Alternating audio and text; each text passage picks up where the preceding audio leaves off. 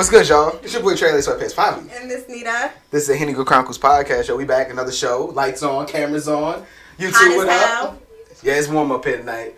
We have a packed house. Not everybody doesn't want to be on camera, but we got somebody that's gonna be on camera because he's a special guest tonight by accident. So, what up, Wolf? Wolf's in the building. Yeah. Wolf's in the building. Flo's in the cut. Flo always in the cut. Flo never wants to be on camera. She always wants to be in the cut. Monique's here.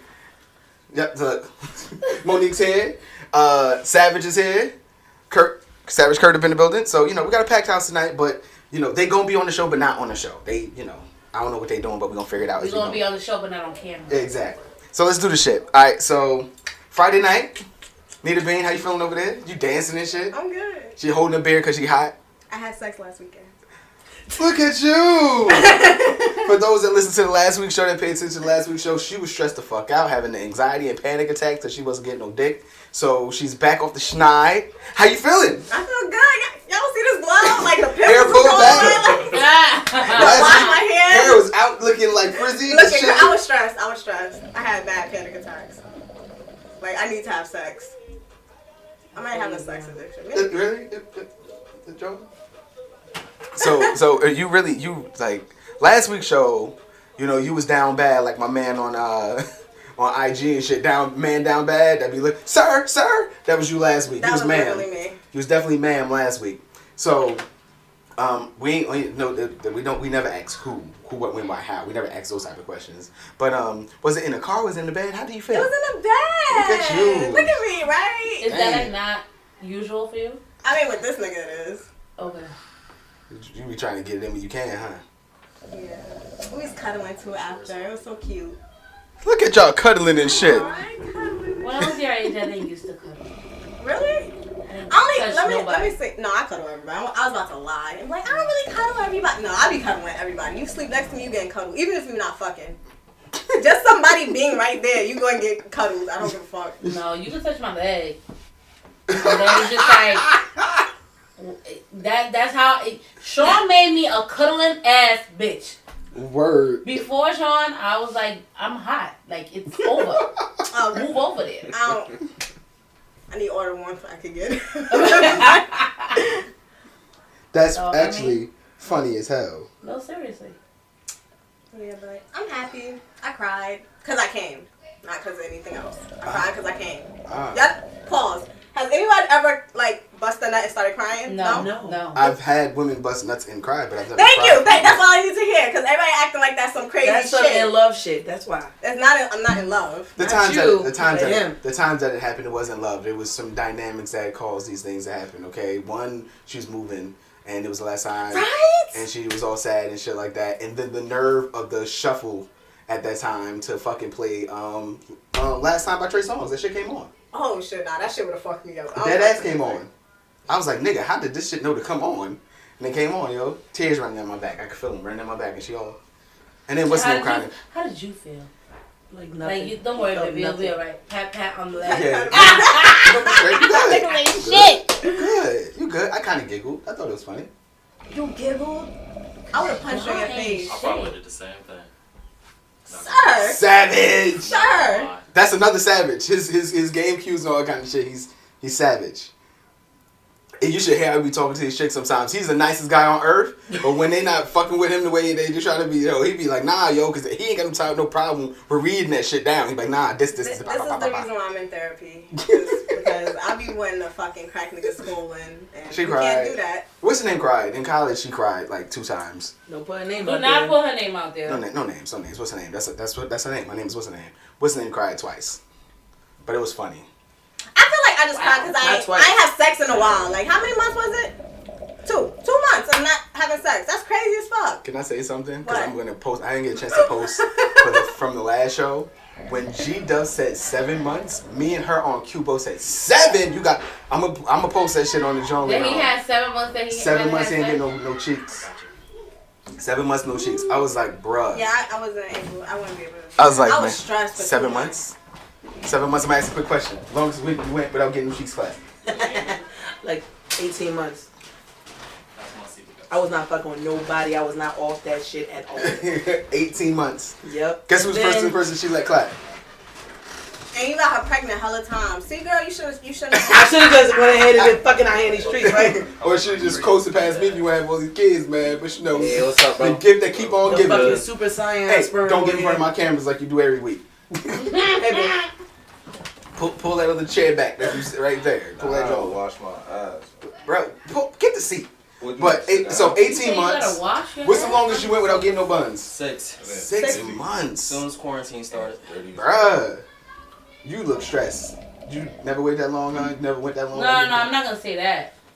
Just nowadays, it's just like what? Right. Like, I'm live with somebody you don't love and shit. After college, I went some while. Like, it wasn't all that serious. I mean, I was dating somebody that I was scared to have sex with because I heard from the grapevine that he wanted to trap me. So I was just like, absolutely fucking not. You could have got an abortion. Wow, fucking wow. It's just honesty. No, I mean, yes, that is true. That is not but you true. don't That is plan always for on the that. table. Like, you know what? I'm gonna have sex, and if Like, it happens, I'm just gonna. Nah, cause why are you trying to trap me? Like, Let a nigga say, I learned my lesson now. Let a nigga say, oh, you gonna trap me? Your baby going right back to heaven. Yo, that shit was funny as hell Wow. last week. What she said last week? She said, me and God playing tennis all summer. That shit was funny. Passing that shit right back to me. I love Nita. I love Nita. Crazy. I ain't Fuck, shit. is this Presidente? I love Nita, yo. Stop jacking my style. Get from in front of the camera. I keep telling you this shit. Anyway, but I just shot but yeah, him. so Yeah, I think 6 months, 18 months, 2. How long you went? You a hoe, I could tell. Nah, not even. It's a long time. Just leave it at that. Alright. Yeah. Long time. You know, sometimes cats don't be clapping out here. Don't be getting no buns. It's be like that sometimes. Y'all wild out It's a here. choice. It's a lifestyle. I mean, I'm gonna try to be like that. See how long it could last. Nita. I went 2 months. 2 months is enough. 2 Bruh. months is wild as fuck. And now I'm back. I'm back again. I said I'm back. I'm back. You off the schneid. Back in the game. Until June 1st. And then I'm really be celibate. Alright, so fuck it. Let's clap it up for Nita getting them buns clapped last week. Really? That's what you doing? What's good? Wait, no. Yes, It's it like was that. good. Okay, good. Girl, I fell in love all over again. I think It's that at like 2 o'clock in the morning, I put in my close friends. I was like, I am so in love. I ask in love every time. It's terrible. I come in, I'm like, I love you so much. Then don't talk to him. She said that. Is this the one that be like, oh, you just use me for sex? See? Terrible. But you got your buns clapped, so that's what Yeah. I mean, I love him to death.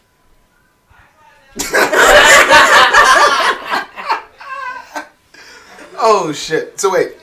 So, okay. So, we have you Nita back in the game. So, we do have a topic. And we actually got women in here tonight. Yes. So, this works. Because, you know, I guess it was going to be a woman. But now we got even more women. So, this works, all right? So, tonight's topic is the lengths that men go to get them some coochie. Mm-hmm. Okay. How far have you seen men take it? Stories that you heard from your girls, things that you've personally experienced. I allow you guys to take that question in, absorb it. What are the lengths that men go to get them some buns? Yo, bring me a cup. My biggest, this is one thing we call it. My boy Ox call it dirty macking. This is one thing that is frowned upon amongst real niggas is throwing dirt on another man's name and get you some. Niggas do that all the shit. time. That is like the worst shit on earth that you can do. Like, do not throw dirt on my name or another dude's name to put yourself in favor to get you some buns. Like, that's so trash. But you know what's worse? Is that when you do all that and you still don't get that. That's real. That has happened. I'm gonna kick this nigga back in. Damn, It's just like, oh, really? You did all that for nothing. Like, damn. But nigga, you are not gonna be the one to console me. Exactly. I'm about to call up that other one. The other nigga. I'm gonna say some funny shit, right? Because every single time we talk about this, I think of one story when I was in college. My boy, we call him Legend. He was talking to this joint, and she is a baddie still till this day. She bad. And she was bad as hell. So it was like her first year on campus, and everybody like, yo, what's good? What's poppin'? Let's see what's gotta make it happen, right? So my boy trying to holler. and he getting some footwork in here. And this other cat buried him. Supreme dirt. Just throwing dirt on his name. Like, nah, fuck with that nigga. What are we doing? Like, just don't. And then she told him, like, yo, like, I can't fuck with you. I heard this and I heard that. Like, you heard what? Yeah, I heard this and yo, like, that's the worst shit that a motherfucker could do. Did she fuck the other nigga? No. Damn. See? Damn. Double homicide. Double homicide. Double homicide. Back weeks of double homicides. Like, bro, like, you ain't doing too much, yo. Like, so, what are some limps? What are some things that y'all seen or heard? Now, we got some fellas in here. They can also vouch for some shit that they seen their boys do to try and get some buns. I climbed in the window for some ass. That's light work. Nah, that window was hot. That window was hot. That window was high. Like, you know how y'all house look, right? But with the window a little bit more up. Like, I had to run up there and get out. And my Uber almost left, so I was in it too. So you had to scale the side of the house to get in? Like, jump in, grab the window, put your feet right at the wall? In the cold, it was cold too. I just want to say that the fact that you have a ski mask on, and it is yeah, it's hot. 68 degrees and hot as fuck in here. You said 68? That's cold. It's 68 outside, but in here. COVID. Okay. That shit don't reside in here. 6 feet. That shit don't reside I mean, the fact that your nose is out don't mean shit. Damn, It's killing you right now. Over. Killing you. However, one of my boys did basically like scale my uncle's house to get in my cousin's buns. Wow. Whether she gave him the buns or not, I have no idea, and I don't want to know. But he definitely climbed up on some roof. I had to drive like 3 hours. Trash buns too. Drove 3 hours to my hotel room while I was like away on a work trip. This bitch was big. He get on my. She was one of them. 3 hours though, and ain't getting the clap. I fucks with you, baby. You're a bully. I've been called a douchebag. You are a bully for that. More than 2 hours. Okay, hold on. She said that dude drove 3 hours and ain't clap. Like, how mad would you be when you got there? Or no, better yet, how mad would you be on the ride home? I mean, but he got to eat it. So he ain't get to clap it. That's something. That is something. No, that's something. It's baby steps in the right direction. Huh? Did you at least let him cut him? Oh wait, no. No. I'm gonna rephrase. No. I'm gonna go another route, right? Say he got to eat it. Did he ever get the smash? No. Bruh. Boo that man. Damn. Boo that man. Walking up the wrong motherfucking tree. Something, damn. He wasn't. He didn't. The head wasn't good, was it? The hell was I? It was It wasn't good. That's why he ain't getting no. Exactly. I knew that I did not want to smash. He couldn't even change your mind. Nope. Yo, that's hurt my feelings. I am a firm believer that women always know if they're gonna fuck you straight from the not. rip. Exactly. So Yeah, you're wasting exactly. time no matter what you do because they know They if they're gonna gonna know. fuck you or not. And this is what I said, right? I always say this. I say this every single show whenever it comes up. You're knowing the conversation. I said that women pick and choose. Men are chosen. Men it's not a man underneath the sun that ran some good enough game. Y'all can choose some ladies. Stop it. We can choose once we've been chosen. Yeah, like, True. You feel me? Easy. In the end, the woman has to We can choose once we've been chosen.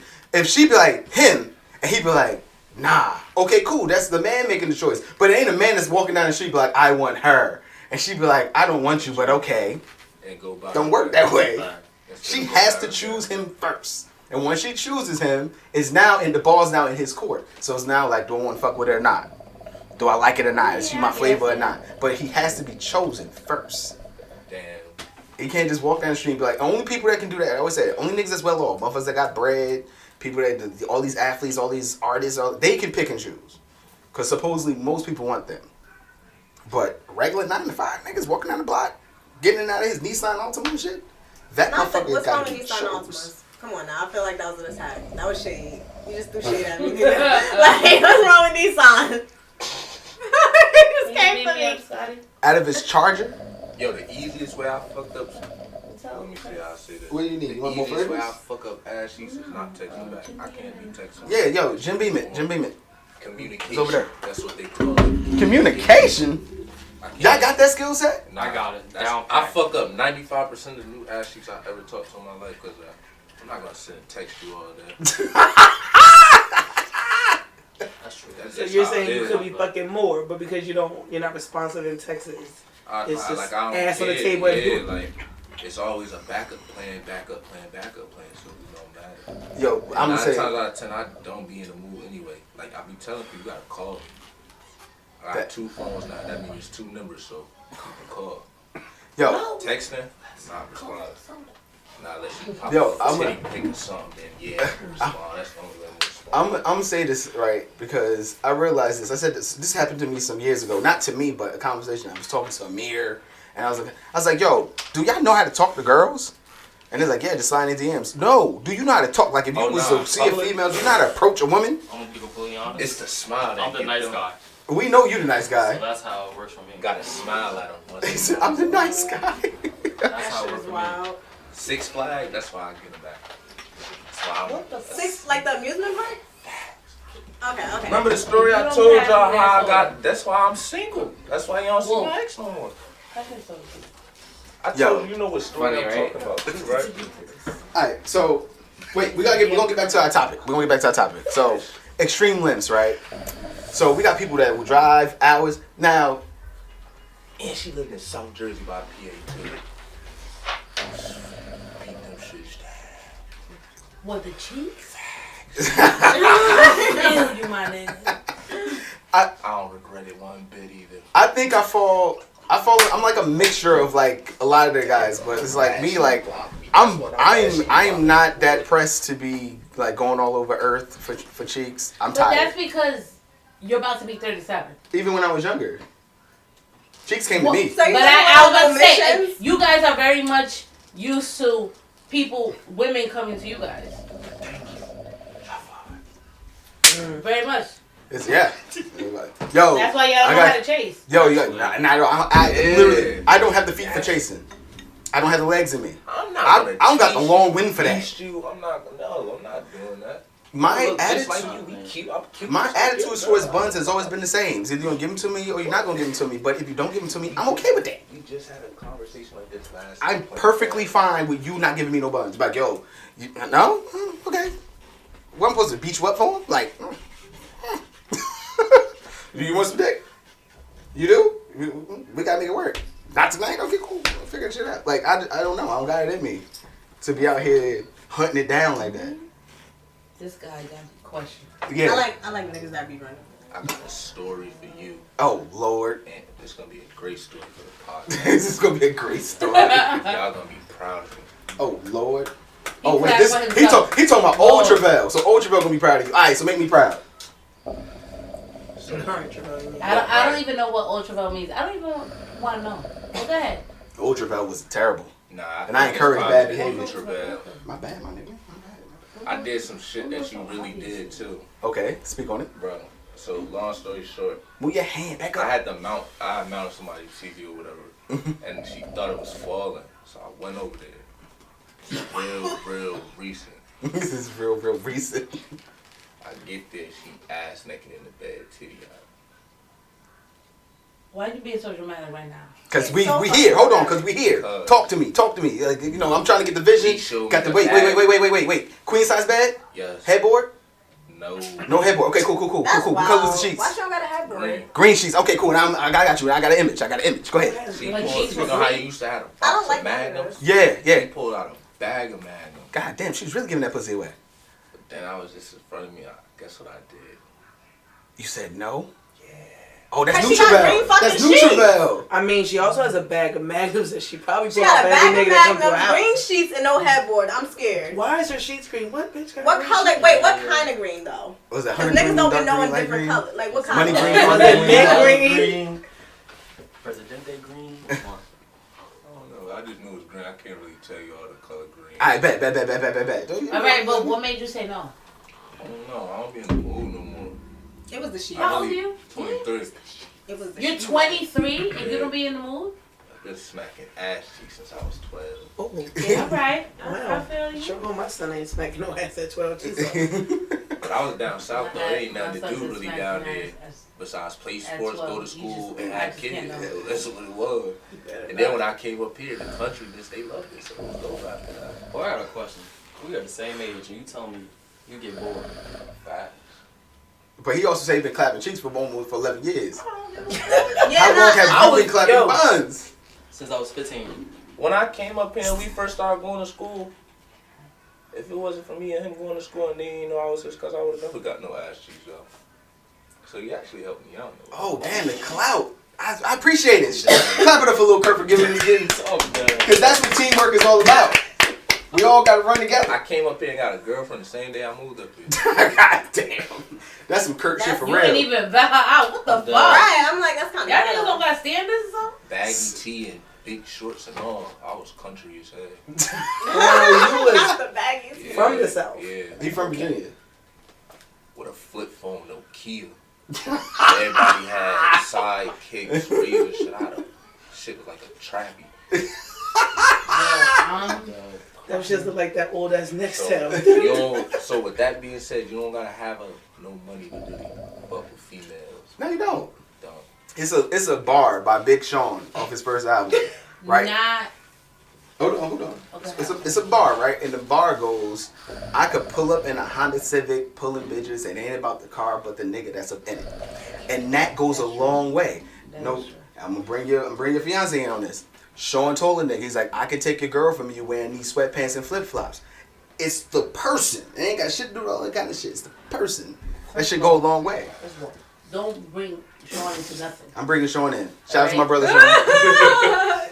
Sean gonna hit me. Now this is the part where you put I would chop Sean you in your throat right on camera. I'm definitely talking like 20-year-old Sean. I don't give a shit. That's a man. I don't even care about He used to dance his with the ponytail.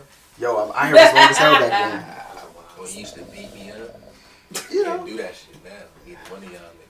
That's a whole nother First of conversation all, for another first of day. all. Maybe Trips, because he just Honestly, it's a major turn off though when niggas would be doing the most to get some ass. Like who wants like unless you like really like a like if you out here gold digging and like you into like people buying you shit, a real chick who's doing her own thing, that is a turn off. That is annoying. Like nobody wants you, hey, texting me every minute and like all up my ass. Like get out my face. I got shit to do.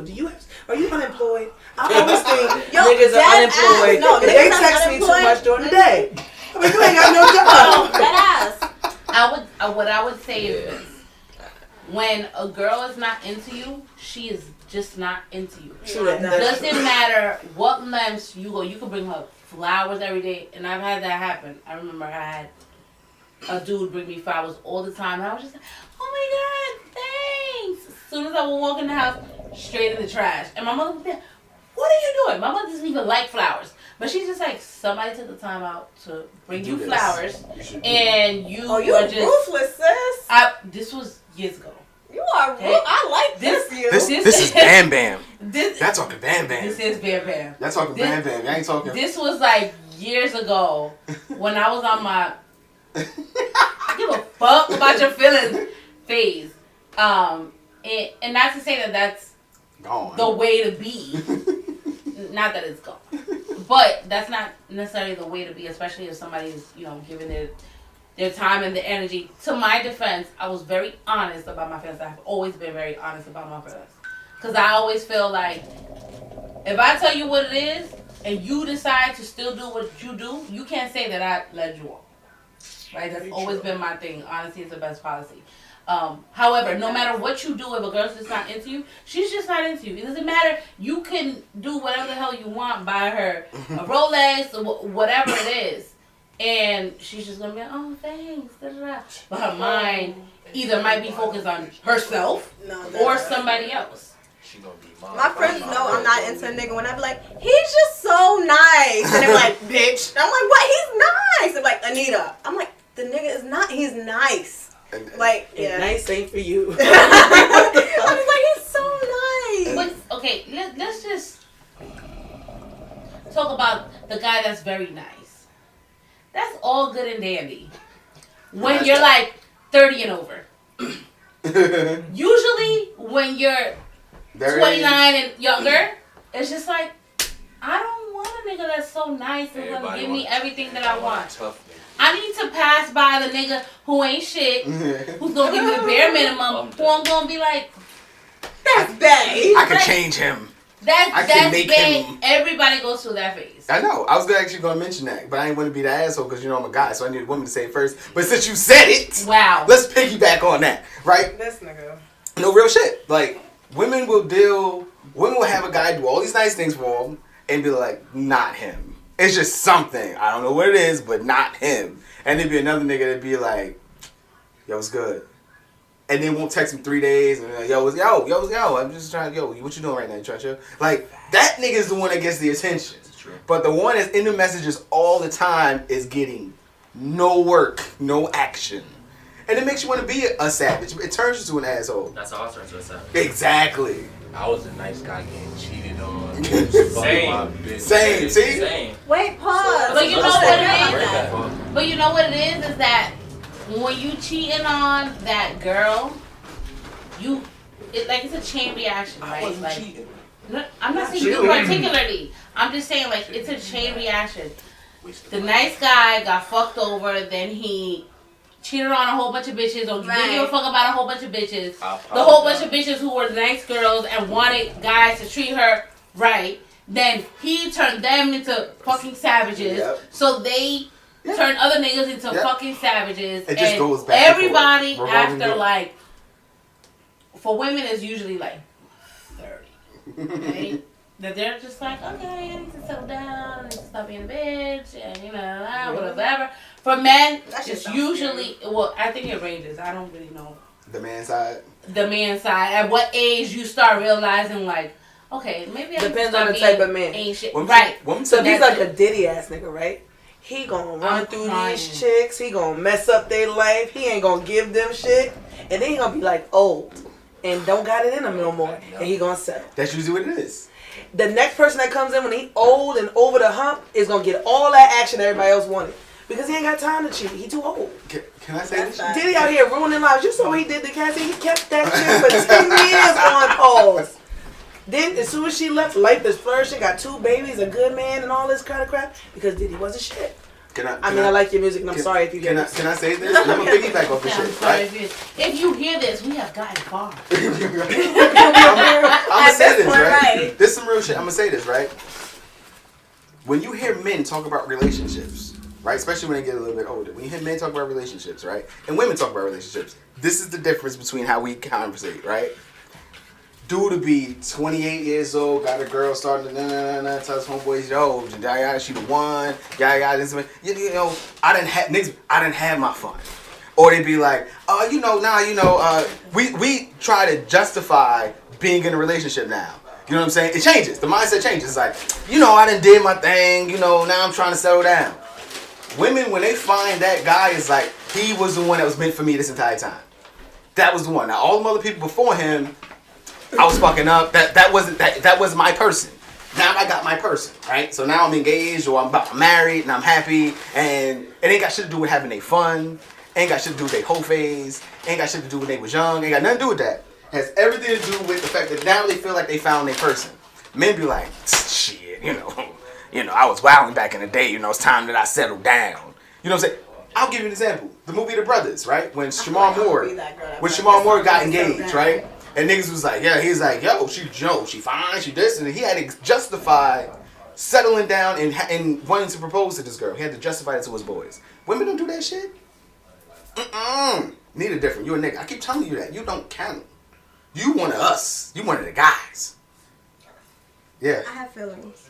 Mm-hmm. Don't look at me like that. I got feelings. I mean, listen. I used to get the same thing. I used to get the same thing because my closest friends were all niggas. No, that ass. When I was in college, it was like, yo, you're an asshole. And I'm like, because I know you're sure. When you growing up, all my cousins have this bitch on the phone, this bitch, put her on mute, this bitch, da-da-da. So when you get older, you just like, nah, I'm not about to be that bitch that you put on mute and shit. Right. Like, nah, nigga, I'm not answering your calls. Now, and I'm gonna spit the game that this other nigga feeding me to you. Cause niggas love getting talked to like niggas. Y'all weird. Listen. You say some niggas say some hot shit to me, I'm like, I'm gonna say that to the next nigga. You say something, you be like, God damn, like you crazy, you different. Yeah, you just like game being played on you. This is weird, y'all weird. Wait, your face lit up. What you got to say? She know the shit. She know the shit. I'm a firm believer that if you are too nice to a dude, that nigga gonna walk all over you, treat you like shit. But as soon as you put your foot down or you got some backbone or you treat them like shit, it's, hey babe, and doing all the shit you ask. Y'all niggas ain't shit. Like, y'all ain't shit. Ain't she right? She ain't talking about me. I'm still an asshole. You not. I'm still an asshole. Alright, but I got a question though. Go ahead. Alright. Oh my God, Wolf, talk to me, Wolf. Alright, do girls like it when guys are like blunt and like straight up, or like you gotta like have a finesse like? No. I like the real shit. You gotta find the right person. Yeah. Because some people, yes. Like, if a person tells you that they like to hear the truth and they'll be honest and don't lie to me and all that stuff, I would go with that. Because 9 times out of 10 they're telling you the truth. The only time they get mad is when you've lied so many times and then you want to start trying to come to the truth. It's too late. Exactly. You should have tried to tell me the truth in the beginning when I told you it was okay. Now you done lied all these goddamn times and now you gotta get this smoke. Exactly. Wait, but before you go ahead. You take my before thought you out say of that my toxic shit. Go ahead. One thing that I've heard, and I have to credit my fiance before I got with his ass, I saw that he tweeted. It was like the truth and a lie is the same to a woman scorn. So once you've lied to her so many times, when you decide to start telling the truth because, oh my God, like you about to lose her or whatever, she still think you fucking lying. Yep. Exactly. That's now, true. what I would say is every woman wants to know the truth. But you need to know how the fuck to deliver it to that specific woman. Yes. Man, that's the tricky part. I got Damn. Alright. That's the tricky part. Even myself, like, I want to know the truth. But don't come to me on no fuck you shit, like, this is what it is, blah, blah, blah, whatever. No, I want to know the truth. But don't talk to me like I'm some fucking hoe in the street. Because we're going to have We're gonna have some issues. I want to know the truth, but I'm gonna say this on the men's side, right? Right? When talking to a woman and you got issues, or not even don't have issues, you're going back and forth and stuff like that, and you ask a question, right? Like, do you prefer blunt? Do you prefer a little finesse? And yada yada. Most men struggle with this one part in communication with women when it comes down to this type of shit, right? It's especially when it's new or whatever. It's how do I say this and not fuck it up completely? And that is the struggle. Women be like, oh, just tell me the truth. I would love to tell you the God honest truth. But the God honest truth is going to be a straight shotgun shot to the side of your head. And most men, we talked about this earlier, most men don't know how to communicate in general. And especially when it comes to emotion. We don't really know how to do emotion. It's like, whoo, we talked about this earlier. Oh, damn, man. We could talk sports, music, full-fledged, all emotion. Yo, I love this team. Yo, best player. Yo, you heard this song? We could do this shit all day. And then it's be like, yo, talk about your emotions. Like, man, God damn it. Okay, hold on. So how do I do this? Get therapy. So how am I gonna say? thank you. But that's, like I said, that's a newer thing for a lot of men. Most men don't do therapy. Most men therapy is playing a game and thinking to themselves. Listening to music and thinking to themselves. It's not working. Driving the car and thinking to themselves. It's not working. We don't really know how to get that type of help. But when it comes to addressing people, expect in a new dynamic, brand new. A man don't want to say nothing that's going to put his foot in his mouth, cause him to lose a chick before he even really get her. So he trying to be nice and kind of like, and women be like, no, just tell me the truth. If I tell you the truth, you probably not going to fuck with me after telling you the truth. But maybe if she not gonna fuck with you after telling her the truth, then maybe she's not the one that you need to be fucking with right now. I mean the cold-hearted, blunt truth. Like he mentioned, blunt or finesse. Y'all niggas be feeling too entitled. Too entitled to bitches. You're saying cold-hearted, blunt truth, right? If you're really trying to deal with a person, what type of level of cold-hearted, blunt truth are you really going to say? That's going to be like, oh man, I'm just not going to deal with him no more. Unless it's like you out here running through mad bitches or something like that. Like, unless you're dealing with, if that's the truth you're talking about, basically dealing with other females, then that's the only thing I can think of that would be a deal breaker. If you're just talking about, oh, I don't like this or I like that or whatever, some girls be cool with that. Like, be like, nah, like, we just gonna fuck or something like that. You have to find that girl that be like, alright, cool. I'm gonna fuck some niggas too. Or even if they're not gonna fuck niggas be scared of that shit. They be scared of that. They be so scared that they gonna find a girl and she be like, alright, you do you and I'm gonna do me. Trust me, I know. And see, and it takes a nigga like a Terrell. It takes a nigga that's very like, it's not many niggas that can sit and talk to you about you fucking somebody else before they getting ready to fuck you. It takes a certain type of man to have that type of confidence, right? I just happen to be one of those niggas. Terrell's one of those people. It's men out there that is like that. It's like, yo, you talking to no dude and that's crazy. He playing games like that, yo, that's nuts. Oh man, take your clothes off. Like it's not many men that's like that. It's an ego thing for a lot of niggas. A lot of men do feel like that part of entitlement I can agree to. A lot of men do feel like if she fucking me, she should only be fucking me because my dick is just that amazing. Yeah, but and she shouldn't be wanting to fuck anybody else. That's the ego part. The part where y'all go wrong is that y'all think it's okay for y'all to fuck other bitches while a bitch is only fucking you and have the audacity to not be okay with her fucking other niggas. But like I said, that's the ego. That is literally the ego. I saw homeboy raise his hand over there. I don't want you to lose your thought. Go ahead. I'm not gonna lie. If I'm fucking with a girl, she's fucking with other dudes, I'm gonna tell her she can't get any better than me. And I said that multiple times. Now, I swear to God, you could go out here, you could fuck whoever you want. They're not gonna be as good as me. It happened. Now she went, messed around with other people, came back. Well, let's see. I'm serious. I'm going down Yellow Brick Road and shit. Where's the dick? I'm messing with some girl. She wanted to fuck with one of my teammates. I was like, all right, that's cool. She came back. Was he better than me? No, you're the best I've ever had. I know I am. So why are you going out here being stupid? Now you're gonna come back to me. I'm gonna drop you and find somebody else that deserve me. No, all right, but wait. Know your worth, King. There's nothing with knowing your worth. However, when you say you're not gonna find somebody better than me, do you mean like your sex game, or you mean like you as a whole package? Both. Okay, all right. You're not gonna find somebody that's 22, 23 years old that got a lot going for someone with their head on straight, and that's not gonna be playing games. That's gonna be honest with you and not gonna treat you like you bottom the barrel. I can agree with that. But some niggas say that, and the bitch will go find another dick, a better dick, because I have. Yeah, that's because they don't know what they doing. No. They don't know what they doing. Your dick don't match up to the next nigga that you said I wouldn't find. Okay, so that's what I'm saying. Don't. You run into the wrong bitch, she like, I like that. Right. I haven't yet, so. That's because you dealing with people in your same age bracket, and that's why. Like, you talking about, like, you like 23, right? As you get older, the game will change a little bit. Women at 23 years old. They ain't really, I'll talk to a 30-year-old. Because I've been knocking pussy out a long time, and then as you get older, it's like, God damn. Whew.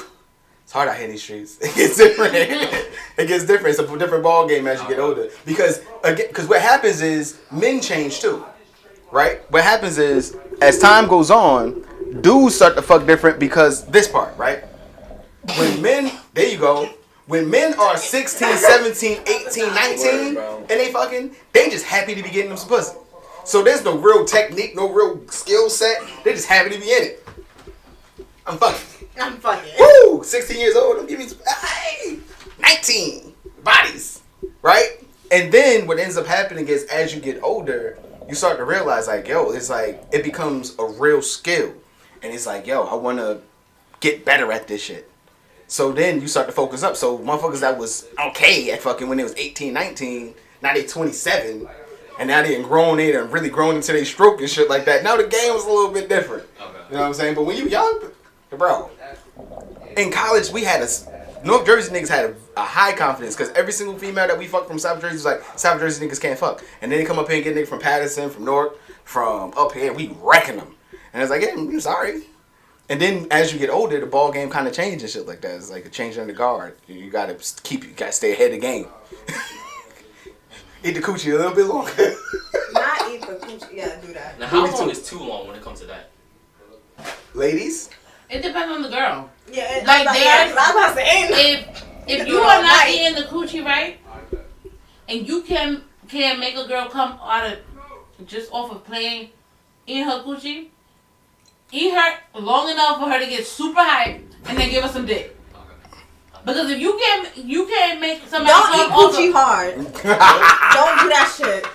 She said, "Don't eat it." What did your post say? Give me my pussy back. Unhand me, nigga. No, seriously. That shit. And don't do one thing for too long. I don't know why the fuck. If you gonna suck it and lick it, you go back and forth. Don't just suck it for like 5 minutes. It's like, nigga, what is you doing? What's happening? What's happening? Nah, it's a skill set. But if I say I'm about to nut, just keep that little tongue motion going right there. I know what I'm doing a little bit. My nigga. Our household is different. So, and we said this last show when G Duff was up here, and we'll say it all the time, the people in my family, which is different because we grew up in a very sexual atmosphere. So that's what's different. A lot of people have been, sex was very, we're not going to talk about it. Just thought I said this out there differently because it sounded like you sound up like you came in like what's some shits like when all the people like a sex commune and shit. It sounded like you came up in like a cult. We different. No. I would say it like this, right? Sex has always been, as we know, because y'all been around us. Yeah, I've been around the family and stuff like that. Sex has always just been a very open conversation. And it's just something that we just talked about randomly, freely. Talking about sex in our household, in our family, is literally like talking about eggs and bacon. And it's literally about talking about like whatever. So it was never something that was hidden from us. There's a lot of people that grow up in families and shit like that. Our rule, my grandmother would say it, my mother would say it, uncles would say it, everybody would say it. We would rather you learn about this shit here than from your dumbass friends that don't know nothing. Mm-hmm. And that was always the attitude. Like, your little 13, 14, 15-year-old friend don't know shit about no pussy. No, dead ass. Well, my family, they'll talk about it, but if you're at a certain age, you couldn't, like... Uncle G has watching porn at 2. G-Dub told the story last week. That's child abuse. Hold on. G-Dub told the story. He said that he woke up and we was looking at porn. He was 10. He was like, oh, they looking at porn and went back to sleep. Like, that's kind of like what it was. It was just very no-holds barred when they came watching Cinemax. Like, getting that Skinemax on. Oh, you was looking at the stomach humping. All right. Yeah, I was too. I was excited about that until my friend showed me real porn and I got sick to my stomach. On the phone. I couldn't believe that shit. Once I got the phone, where I could go on the browser. I couldn't believe it. You know, my mother used to try to put the block on, but I always had the password for T-Mobile, so I used to take all my restriction off. Get the late night calls too, like, yeah, I'm on the phone. I'm telling Tanya. He put me onto the shit. 12 years old. I go down to his house in VA. I come back. I let him use my PSP for one night. I come back home. I'm on the PSP. Why the hell is this girl bouncing on some shit? What is this? I didn't even know how to spell vagina at the time. I called him on the house. Well, Christopher, what's going on? What's this? How do I delete it? And that's how I got into porn. 12 years old. Shout out to my niggas getting each other, introducing everybody to that smut. Look at Chris' face. He's like, this some wild shit. Yo, Wolf. We talked about normal shit in my house. About politics. The fuck y'all talking about? I'm asking you, like, in your household, like, how openly is sex a conversation? Don't choke on the hookah now. Right. Openly? What you mean? Never, bro. Never. Not even once. I actually couldn't even, to this day, think of one time we talked about that. Not once? Straight up, not one time. You never had the birds and the bees talk? It was like, yeah, alright, so my mother was like, your mom's gave you the birds and bees? No. She was like, alright, yeah, you know, at your age, you know, people are starting to talk about how babies are made, whatever. You got any questions? I was like, nah. That was it. And that was it. Damn! Like, I never had a conversation with my parents are old as fuck. But I never had a conversation about sex with my parents. I think the only conversation close to that was my father. I think like when we were in high school, he was like, some guys are going to want to get close to you and you can't let them get close to you. More so because, you know, like they're looking for one thing. He never told me what that one thing was. Thing is. And, you know, you're too young for that, blah, blah, blah. Or you need to have too much respect for yourself, blah, blah, blah. And I remember the only thing that I always knew what this person was talking about was my gym teacher in school 20. Mm-hmm. He was always like, girls, be a teaser, not a pleaser. And I never fucking forget that shit because I knew exactly what the fuck he was talking about, even though I didn't know exactly what the fuck he was talking about. But I knew it. You know what I'm saying? But I never had like a cold conversation about a clear-cut conversation about it. I got pregnant and everybody in my family was like, oh, Anita fucking. She's fucking raw. That's what happened. And you had Aunt at 16? 16. I just turned 16. 20 days later, he was born. Damn. They was like, yeah, dead ass. They was like, oh yeah, Anita fucking and she fucking raw. And then my cousins was like, the fuck they use a condom? What the fuck is that? What do you mean? So now I knew what a condom was, but I was like, no, nigga. Not because honestly, with my male cousins, what happened? No, go ahead, because I got a question for the room. It's going to be a raise the hand type thing, but go ahead. With my male cousins, they was like trying to teach me the best that they knew, but they was all young too. Yeah. So they was treating me like a little boy. And I was just like, oh. And they was like, yeah, nah, I don't use condoms. So I was like, okay, I'm not using a condom either. Shit, take that shit off. Nut in this shit too. Pregnant. I didn't. Yeah. I was like, oh. So I got a question. I got a question for the room. That right? escalated. Who started off fucking wearing condoms? Raise your hand. Wearing a condom? Using condoms. When you first started, your first time, second time, third time, you was using a condom. Shout out to the real niggas in the room. Shout out to the real. Shout out to the real niggas in the room. I made very bad decisions. Shout out to the room. For the record, only 2 people raised their hand. And there's 2, 4, 6, and 7 people in here. Only 2 people. YouTube. Only 2 people raised their hands as far as starting off using a condom. I'm gonna tell you some real shit. My first time having sex, I tried to use one. I took that shit off. Nope. And then me and my girlfriend would celebrate every time her period would hit. We'd be in the senior hallway jumping up and down. She'd be, my period came. Ah, shit! Nigga! Hell yeah, that shit here. I give you a week, we be back in the game. Nigga, I ain't using no motherfucking condom. Can I just say something? That's indeed. And I don't know if this is just me. But I ain't never talked to no nigga that I was ever fucking about my period. Till I was your brother. Because the way I looked at it is, it's none of your motherfucking business. Really? What it is, I'll let you know. I'm an oversharer. That ass. I am an oversharer. I'm like, want to hear some fuck shit? I want to hear some shit? Like, no, don't share. I'll be asking. Share. I'll be like, I'm a TMI type of person. Like, what's you got your period? Well, I mean, not even about if I got it or not. I tell everything. I don't give a fuck. I just asked to see the calendar. Yo, I'm gonna mark their calendar.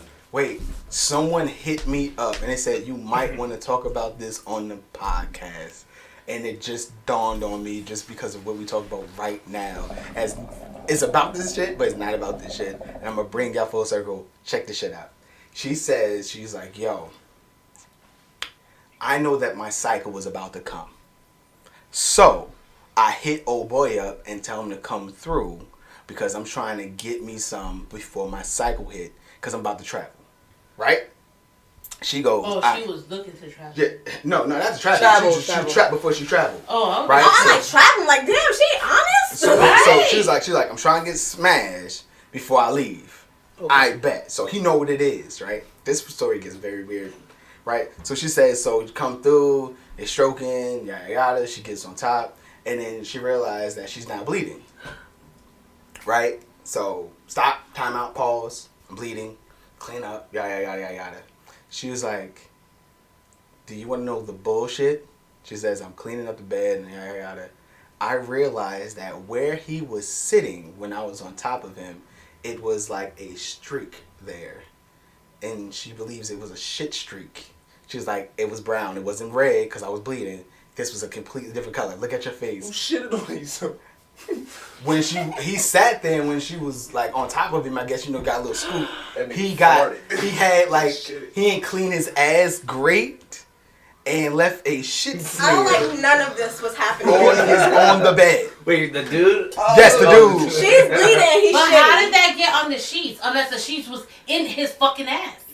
He literally he didn't wipe at all. He didn't touch his booty. And she was like, he smelled like cologne, he smelled good, so I'm not understanding he hit him with one of these. I was like, let me tell you what, that's a grown ass man that's afraid to touch his own booty hole. He's afraid of his ass. That's what he came to your crib. And she was like, I don't know if I should feel like that's like, did he disrespect me?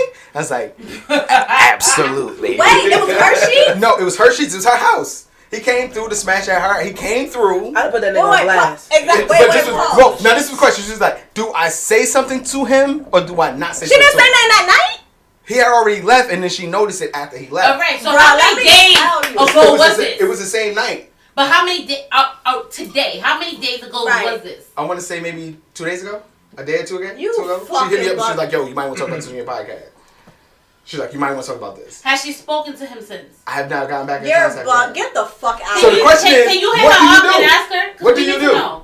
I'm going to hit her up letting you know right now, right? If I didn't see them in a moment and he already left, I am dead ass gonna call like nigga. Yeah, I'm calling. I'm FaceTiming. Because I gotta show you the shit. Literally show you your shit. I mean, I hope she doesn't still have the damn shit stains on her. No, I'm talking about as I was cleaning it off and moving, I would be calling mad because I get taking real pictures. Real fast. Sir, wash your ass. Sir, come give me new sheets. Clean this shit up right now. I get mad. I have anger problems. I'm sorry, you guys. This shit just pissed me off. I think I would be like in the middle of Yo. It is dirty. You need. Yes, it is very dirty. I think I will be in the middle of. You need to wipe your ass so you don't do this to anybody else, and be mad about it, and then just ghost him. I would say I definitely would be so mad. Like I get mad really, really. So quick, nobody gonna right? hit you with the cash app request like my sheets cost this much. No, like the when cash some app shit request. happens, I get mad fast. I pick my phone and I FaceTime immediately, right? So I definitely am with you. I would FaceTime and be like, "What the whole fuck is happening?" Like I would go off.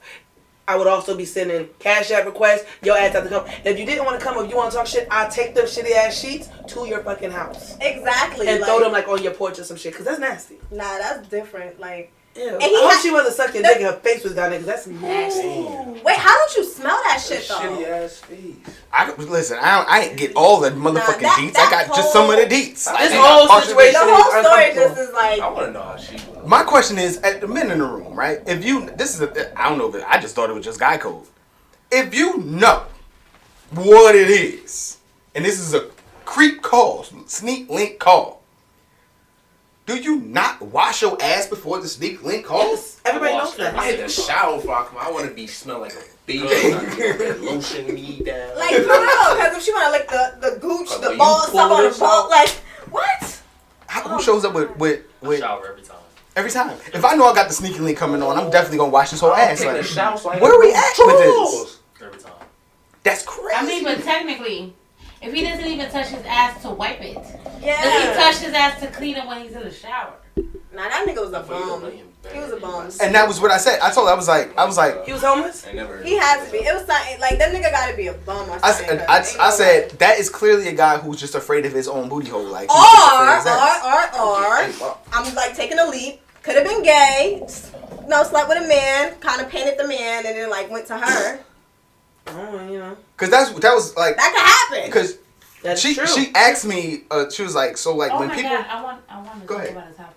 Listen, we on, we running, we on. No, but finish. So I told her, I was like, she was like, does that happen to men? Like, how do men deal with that type of stuff? And I was like, honestly, Deal with what? I never dealt with shit unless, you playing with somebody's asshole directly. There's no real shit involved. Yeah. I used the vernacular of painting. I was like, if a person knows that they have an anal sex, they might, dish their booty. You gotta dish your booty hole or use an enema, clean it hole, get everything out, and then you're gonna go and do booty hole stuff. But if there's no booty hole stuff, He looks so scared. if there's no booty hole They're stuff, like, this what? What are you if talking there's no about? booty hole stuff, Everywhere. I was like, there's no booty hole stuff, then you don't expect that. You know what I'm saying? You don't expect to see no type of shit. Because when you're dealing with booty hole stuff, yeah, you might get painted on. Yeah. The pressure alone usually make a woman feel like she gotta take a shit, or whoever's getting their booty hole. So man and woman, if anybody's getting penetrated in their butt, it will make them feel like they gotta take a shit. So they might actually shit from it. I was like, but you wasn't messing with his butt. Or was she? She said she did mess with his booty because I had to run those down. She was like, nah, I didn't I touch was his gonna butt. say, because she might be It's a embarrassed a little bit. It's too many bodily functions happening. Yeah, at that point, like, honestly, like, Too many fluids. I punch that. it's a lot. I- And on the flip side of that, it's like on some real shit. If it was the flip side and it was her, he'd have put it on blast. He would have. Nah, I Now actually. your G-spot right there. That's exactly why, but I ain't want to. I can't vouch for that. Now, if you sucking a nigga dick or whatever, he about to come, it's like a little button in their butt. You just like, boop, and it's, Don't try me. try it. Leave my booty hole alone, please. I'm telling y'all gotta try. Y'all gotta open up a little bit. leave my booty hole alone. It's a girl. I'm the only one. But we're gonna swing the flow. Flo, you said you had something that you topic. Well, you kind of opened the door because I was thinking like, oh my god, can we talk about anal sex? We can. I'm mad you That's just what we put talk the about. one out there. Anyway, Bam bam. the reason why I ask is because I have a group of friends or associates, I would say. One of them is real newly free, not like as in like single, but like she done got introduced to some stuff. crazy wild shit, and she be telling us about it. And she was like that the dude that she fucking with at this moment told her like that she has to eat clean for a whole day and like do an enema and only eat vegetables for a day so that they can have prep for anal sex. And she was like, nigga, fuck you, I'm not doing all this shit just to have fucking anal sex. Like, it is what it is. And when y'all have had anal sex, whoever has,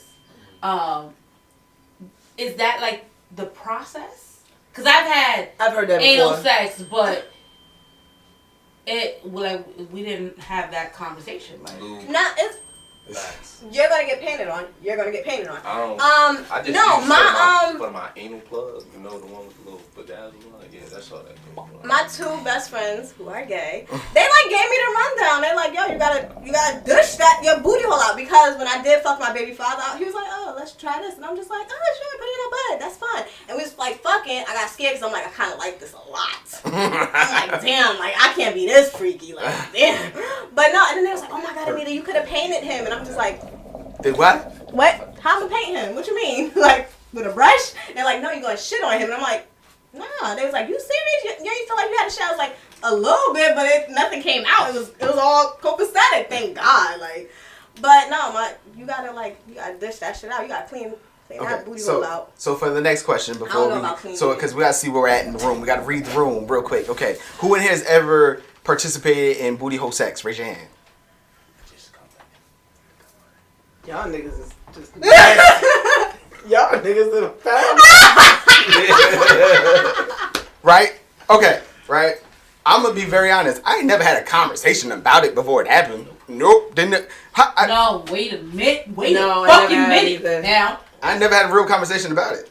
What is a real conversation? Is a real conversation hey, are you into this? Would you want to try this or whatever? Or are you talking about a real conversation you got to do X, Y, and Z before we do this or whatever? Because if you try to put your penis in my ass without alerting me to such emergency, nigga, facts. I am going to cold bust your ass with my fucking heel. It's the alerting me. You can't do that. One, that is straight disrespectful. Second of all, especially a girl who has never had anal sex, anal play, whatever. First of all, your finger, and I would, God help you if that shit is anything close to your finger. Your manhood is anything close to your finger. But those are two different things. Even if you play in a girl's ass, you can't just think okay, I put a finger or two in her ass and I just, you cannot fucking do that. What is that ass? And I can't do that. Whoever's getting their booty hole play, you gotta be relaxed. You gotta relax. But not relaxed. It has to be a conversation. So what I mean is, I've never just been stroking and just pull my shit out going for the booty hole. I've never done that. No. Nah. What I mean by conversation is hours into hey, so we're going to do this tonight, and let's discuss what's going to happen and what you should do to prepare for it. And I've never done that shit before. The preparation. If it was a part of the conversation, it was it's usually the woman that be oh, I want you to put it in my butt tonight. And it's be okay. And there's no more conversation. What am I talking about? I don't have nothing else to say. I never had that conversation. I don't know what to say. I had a conversation I wouldn't mind trying it, blah, blah, blah, whatever. So the dude knew I would be open to it. Right. And then if it happens during sex, then it just happens during sex. Obviously, it ain't some shit that you just ram up in there without knowing if the girl is even open to that shit. Son, y'all dick ever slip out a girl and go hit her butthole? That has happened. That has happened. It's the worst. Hey, you in front of the boy, sit back. The fucking worst. I had one of those experiences and I was like, what the fuck are you doing? That shit just stopped everything. I mean, 5 minutes later I was good, but that shit stopped everything. That shit fucked me up. I was oh my God, that shit took me out. Okay, so my person has responded. That's not. I can feel my butt hurting now. My person has responded, and she says that she has not told him yet because she doesn't know what to say. Tell her, give me her phone. Tell her this. Hey, shitty girls. I got something to tell you. And if you ain't know, you left a brown streak on my motherfucking sheets, and I need a replacement. She's too fucking nice, cause if she hasn't said anything by now, just ghost him. Yeah, at this point it's over. You missed your window. And if he ever hits you up and asks you why, then just tell him. But just ghost him. That nigga. Nah, let me tell you something. That nigga knew he left his shit on her sheets. Period. He might not have. The question is, has he hit her up in the time frame? If they both are not hitting each other up, he knew what the fuck was going on. Yeah. She said that he hit her up with the with the eye face. Oh no, and nigga. then said that they've had like general conversation, but she and she didn't bring it up. She hasn't brought it up. She can't bring it up now. Yep, she she literally is letting him know that she's okay with shit on her sheets. She said she doesn't know what to say, and she said that he wants to link up again. No, she needs to block his number. She's not gonna block. She's gonna fuck him again. She's gonna fuck him again. Cause if she ain't blocking by now, she's gonna fuck him again. If she ain't wild out, she like him. For the womanhood, I hope she don't fuck him again. No, she's going to. Cause why you ain't block him? Why you ain't tell him? Why you ain't send that damn Cash App or Zelle request? And then the current I would have just ghosted him. shitty sheet request. I would have just ghosted him. Like, it's just ways. Like, you can tell when a girl is like... So this is what she said. When she first met, she was like, do I just ghost him or do I tell him? Ghost him. And I was like, if you don't tell him, he gonna leave shit on somebody else's bed. That's true. That's what I told him. Like, if you don't tell him, he gonna leave shit on somebody else's bed. So you that's not a problem, though. I would ghost him at this point. That's a whole different type of situation. Like, she bleeding and he shitting. Like, that's just nasty. So I'm gonna ask my young boys who haven't participated in this type of activity. Is it something that you're interested in? No, if the girl brings it up, in a little booty. I want to do it like twice. You only did it like twice. Is it something you're interested in? It's like, yo, I want to try this shit one day. Hell yeah. Hell yeah. Facts. Hell yeah. Most men are like, women always ask this question, like, why are men infatuated with the booty hole? This is my response. I don't know what anybody else is, but this is my response to it. Right? Honestly, hey, yo, bro, you're doing too much. My response to that is this, right? Men just kind of want to know that is just an option, even if they're doing it or not. Yeah. They're just happy with the idea that it's a choice. Meaning, my nigga, don't bring no shit up to me. One or two. No. That's the thing. We about it, but you have to understand. Men can literally go through their entire sex history. They can have a sex history of 10 bodies. They can have a sex history of 50 bodies, and probably only come up with 3 women that's like, yeah, I'm down for that shit. Most women are not down. That's true. So when you find somebody who is down, it's like, oh shit, she down for the booty play. There's a lot of factors on why niggas ain't gonna be down, right? With chicks, right? If your dick is about that long, no, I don't want that shit in my ass. No, I'm sorry, I do not want no large ass dick in my ass. Large ass dick in my ass. That gotta be a snippet. You gotta be like, I really don't. Like, honestly, it could be the fear. That's why most women is not down. They're fearful, or inexperienced because they don't think they will be able to perform, I guess, at a high quality, because, you know, digging your ass might make your body step up, because like you said, you gotta be relaxed. And not for nothing, like, the girl has to take control with that. Like, you gotta, like, you can't just have a nigga just, like, ramming into your fucking... Yeah, like, you gotta take control with that shit. I would also say it's this. Best. You don't Most people, when they do that part, they don't understand that missionary is the best way to do that. And that's everybody try to do a doggy style, and that's the easiest way is missionary. But because we don't know that, because we think, oh, doggy style, the booty hole is right there. But everybody, you have to take into account the anatomy. The booty hole goes down. It doesn't go up. So that's why you gotta be like there she go. Look, there she go. Like I'm the nigga, okay? Okay. You wanna be the girl? No. Hell no. Why are you all disrespectful like that? Oh my God. Thank you. No, you gotta like stand up and you gotta like do it like this.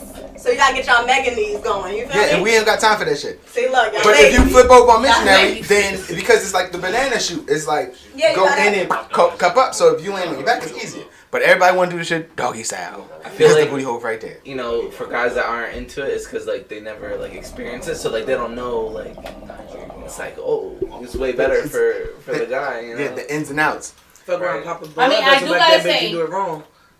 I do gotta say, when it comes to booty hole, and play with that shit. Way back in the day, when Twitter was popping, I used to talk mad shit about bitches and niggas that was licking the ass. Yeah. And then it happened to me, no warning. I was like, God damn, this shit feels good, but I can't talk about it no more. Shit. Now you can't talk I had shit. an ex-boyfriend who deadass. People used to tell me he was in the ass games, right? Like, and you still exes and shit. Boyfriend? I mean, go ahead, continue on. I wasn't fucking him at the time, so it didn't matter. Go ahead. But then when we did start fucking, he was in the ass games, and I was like, no. But what ass games? Like he wanted you to touch his ass? Like he was really into like getting his ass like we verbally talked about this. Like it wasn't something we experienced together. Let's just be very clear. Ain't never been no ass on my Tell him all. But I appreciate it. You appreciate anyway. You're so stupid. Ass looking. But the nigga was like verbally open with me, like he's like, you know, that what did you just call it? The area, the gooch. Yeah, he's like he likes to be licked all in there. Yeah, and all that shit. all right there, he's all about the whole. Lower. I'm like, what in the fuck is happening here? And when he's telling me, I'm like, and immediately stopped talking to him after that. I immediately stopped talking to him. I'm not. like, damn, he really opened that's up one to thing me. I think I'm not going to do is eat a nigga ass. I don't want to eat no nigga ass. I don't want to eat a bitch ass either. Like I don't want to eat nobody ass. You can eat my ass, but I don't want to eat your ass. I would definitely eat a girl booty hole, but I'll fuck a nigga in the ass. It's a woman's booty hole. It's different. I've heard all right. Now you both. Wait, whoa. So wait, the door's open. Are we going to have this conversation about pegging? Yes. Girl told me about that shit. Nope. The door's open. It's wide open. I can see through it. Before we go through this door, before we go through this door, I just want to say something. And I've mentioned this before. Yo, this was before there's YouTube. baseball tomorrow morning. I just gotta say. Someone told me that I am homophobic because I won't let a woman peg me. That's your preference. I don't think it's homophobic. That's your preference. I was like, I just don't want my booty hole touched. That don't make me homophobic. It's my booty hole. Now, if a nigga be like, yo, fuck me in my ass, I'ma do it. Cause I'ma do it. Like I'ma try anything once or twice. But you was a nigga. You not gonna be my nigga. Cause now I'm gonna look at you like one of my bitches. I'm gonna just put you in that category. That's wrong. I don't care. I be trying to peg my gay friends. They're not trying to let me do it. I'm trying to get my stroke game up and they won't let me. Yo. Right. Now the window's open with the door. So I have this thing, and it's not homophobic. I don't think. I hope it's not. And whatever. But I am not attracted to that. Like, I'm not going to be attracted to a man who wants me to fuck him in his ass. I'm just not. That's not going to be my preference. Like, I just feel like if that's the case, you're bisexual, whatever the terminology that you want to apply to yourself, but that's not for me. And I feel like a lot of times people want to shame you because it's not for you. You're not going to make me feel bad because I'm not attracted to a nigga who likes to get fucked in the ass. Right. That's not my thing. And I don't give a fuck who don't like it. That's not my thing. I don't even understand why a heterosexual man would want that type of activity. I can understand. It feels good. Does it really? What? Oh, I don't think so. G-spot is like right there. The male G-spot's located in his booty hole. God played the most ruthless trick on the. So it's not. I don't think it's like. But they look at Wolf's face. Like, God damn, it's in he my said, butt, and I will never know. He said, and I'm okay with that. Right. One day you just gotta open up and let a finger slip in there while you're about to come. It's gonna change your life. So I heard. I just can't. And again, I think it's growing up in a very, whatever, this is what men do, this is what women do, yada, yada, and men are always taught that your manhood is your booty hole. Now, and this is the thing, heterosexual, because I only speak for heterosexual males. We were always taught, your booty hole, don't let nobody fuck with your booty. If gay people let people mess with their booty hole, straight niggas don't, you go through the whole gambit, right? So, you're automatically locked in, like, don't let nobody touch that. She knows if she touched my butt, I might punch her in the head. Not the head. She jokingly, but she says I this. am comfortable with that. She likes the fact that if she touched my butt, I might punch her in the face. Like, because she know that I'm not with the booty games. Now, there are people that are. To each his own. But what I'm saying is that if it's not your thing, it's not your thing. And it's cool. As a heterosexual man, you're usually like, yeah, leave my butt alone. Wolf like, yeah, leave my booty alone. Like, it's not my thing. Yeah, that's your preference and stuff. I'm just saying, I want a nigga to let me fuck him in the ass. And my whole thing is, there's people out there that will. That's what I'm saying. Like, we don't gotta be together. I just like to try new things because you never know what you like. Until you try it. That's true. I'm really trisexual. Like, try anything once or twice. Twice just to see if you really like it. Like, that reminds me of the Tank conversation. This goes to some other shit, but it fits for the conversation. When Tank was like, a man is not gay if he sucks dick like once or twice just to see if he likes it. And the world went crazy. Like, nah, that's gay. That's very gay. I feel like in the next couple generations, it's not going to be. But that's the way the world's headed. But honestly, like, when he said it, I was like, nah, that's some gay shit. But then I thought about it. I was like, there's women who's had, because that was a counter argument. There's women who may have had sex with another woman once or twice, and because it's called bi-curious, And they realize that that's not really their thing, so then they stick to what the lakes and rivers that they used to on some TLC shit, and they go back and it's like they look at themselves as never really being gay.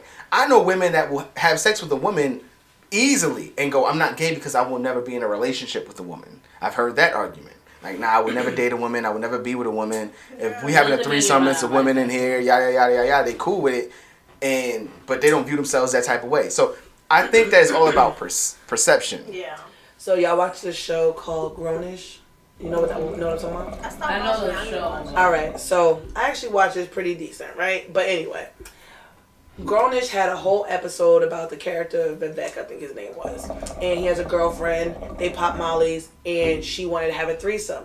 But he discloses to his male friends that the threesome was him, another guy, and his girl. So they was like, no, that's not a threesome, you're gay. The whole episode was basically about his friends saying that because he tried this thing one time, is that he was gay and no questions asked, you're gay because you did it, not because like it was experimental or you tried it once just see. And his argument was, I did it, I didn't like it, it's not for me, I'm not gonna do it again. Like, right. I'm not gay, stop saying I'm gay. And it was all these references about how like you know, they were just like, no, that's gay, you don't eat bananas, and how all these things are indoctrinated into men, like that you can't do because it's gay, everything's gay, gay, gay, gay, gay. And I'm just like, people do experiment, like they do, and everything is not gay. Like, you know what I mean? Like, it's not gay because you're eating a banana in public. If you're a man, you like bananas. What the fuck? Like, the whole episode was just like nuts. But it was really, I feel like men do get the raw end of the stick. Probably a bad reference, but anyway, in the sense of men cannot be curious. And if they are, they better be curious to themselves. Yeah, that's what I was about to say, because let me tell you, if you have like any type of gay male friends or whatever, you're gonna know these niggas is out here fucking each other. Well, yeah. On the low. Like, and it's wild as fuck. Like, my boy allegedly will bust cells with the toughest gangsters and be fucking them. I hear that a lot though, especially from my gay friends within the community. They always reference the fact that the guy that y'all are arguing over, the guy that y'all want so bad, I've already, like, you know, fucked him twice, 3 times, 15 times, you know? And here y'all are, think he the toughest thing going, but... Meanwhile, he cuddling with me with his thumb in his mouth. Shit, it's crazy. Basically. Bro, Yo, tell me. wait. Just tell me. What, I'm not gonna say name, y'all... but it's a person that you used to work with. I know. Right? This is my guy. Shout out to you, my guy. My mans. And my guy too. And he's very gay, and everyone knows he's gay. And he's never ever tried to act like he's not gay. He's a very gay man. And bro, the dudes that he was having sex with on that college campus, and it was so crazy because it's like, you fucking him? It'd be a nigga 6'5", long ass dreads, Tim's baggy jeans, tee, the whole shit. Look the part of a nigga that will shoot you in the face. But he is having sex with a man. Something that needs to be and that the whole down low movement, and honestly, I do have an issue with this one part in the community. Has nothing to do with out gay men. I really do have an issue with niggas that's on the down low. I really do have an issue with them. Like, I have a supreme issue with you, because my issue is this: you're hiding it, and you're putting so many other people in harm's way because HIV is real. And you're putting people in harm's way of your decisions because you're not being honest with them. And that's the part that I struggle with. It's like, yo, you down low. You not telling people the truth. Yeah, I mean, emotionally as well. Like, you're putting people in these situations where they don't have all the truth and they're not making sound decisions. Like, I always tell people, there are women out here that will tell you, tell me, let me just make my own decision. Cool with it. And they will truly still be with you. Right. But because you lied is the reason why they don't end up being with you. It's not necessarily because you are into men or you know, bisexual, whatever. Yeah. It's none of that. It's usually the fact of you lied about it so long, you didn't disclose, it was deception there. Right. Emotions got involved. Not even like your example as far as like diseases that can be passed along because you lied to, because you know diseases can pass heterosexually as well. So it doesn't even matter about that. But at the end of the day, it's usually the deception that's the key, like the most key part of why people just be like, nah, fuck out of here. So would y'all wait. Go ahead. So if y'all was dealing with a guy, would y'all want him to be like, yeah, sometimes I like mess with men?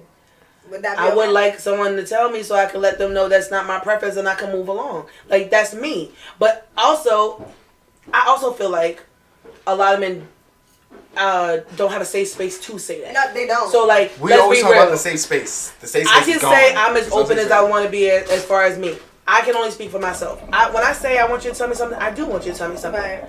Even if I'm gonna get mad and not react well, because that is something that might happen. However, if I say I want you to tell me something, it's because I want to be able to make all the decisions I want to make. I also don't want to look stupid out here in these streets. Like people who are gay men who are sleeping with seemingly straight men. That part. I don't want to be the girl on the other side thinking my man is straight or with me. Let's say it's not even if he's straight or not, but just with me. But he's actually having a sexual relationship, and I'm not even having to worry about other women. I'm actually worrying about another man at this point.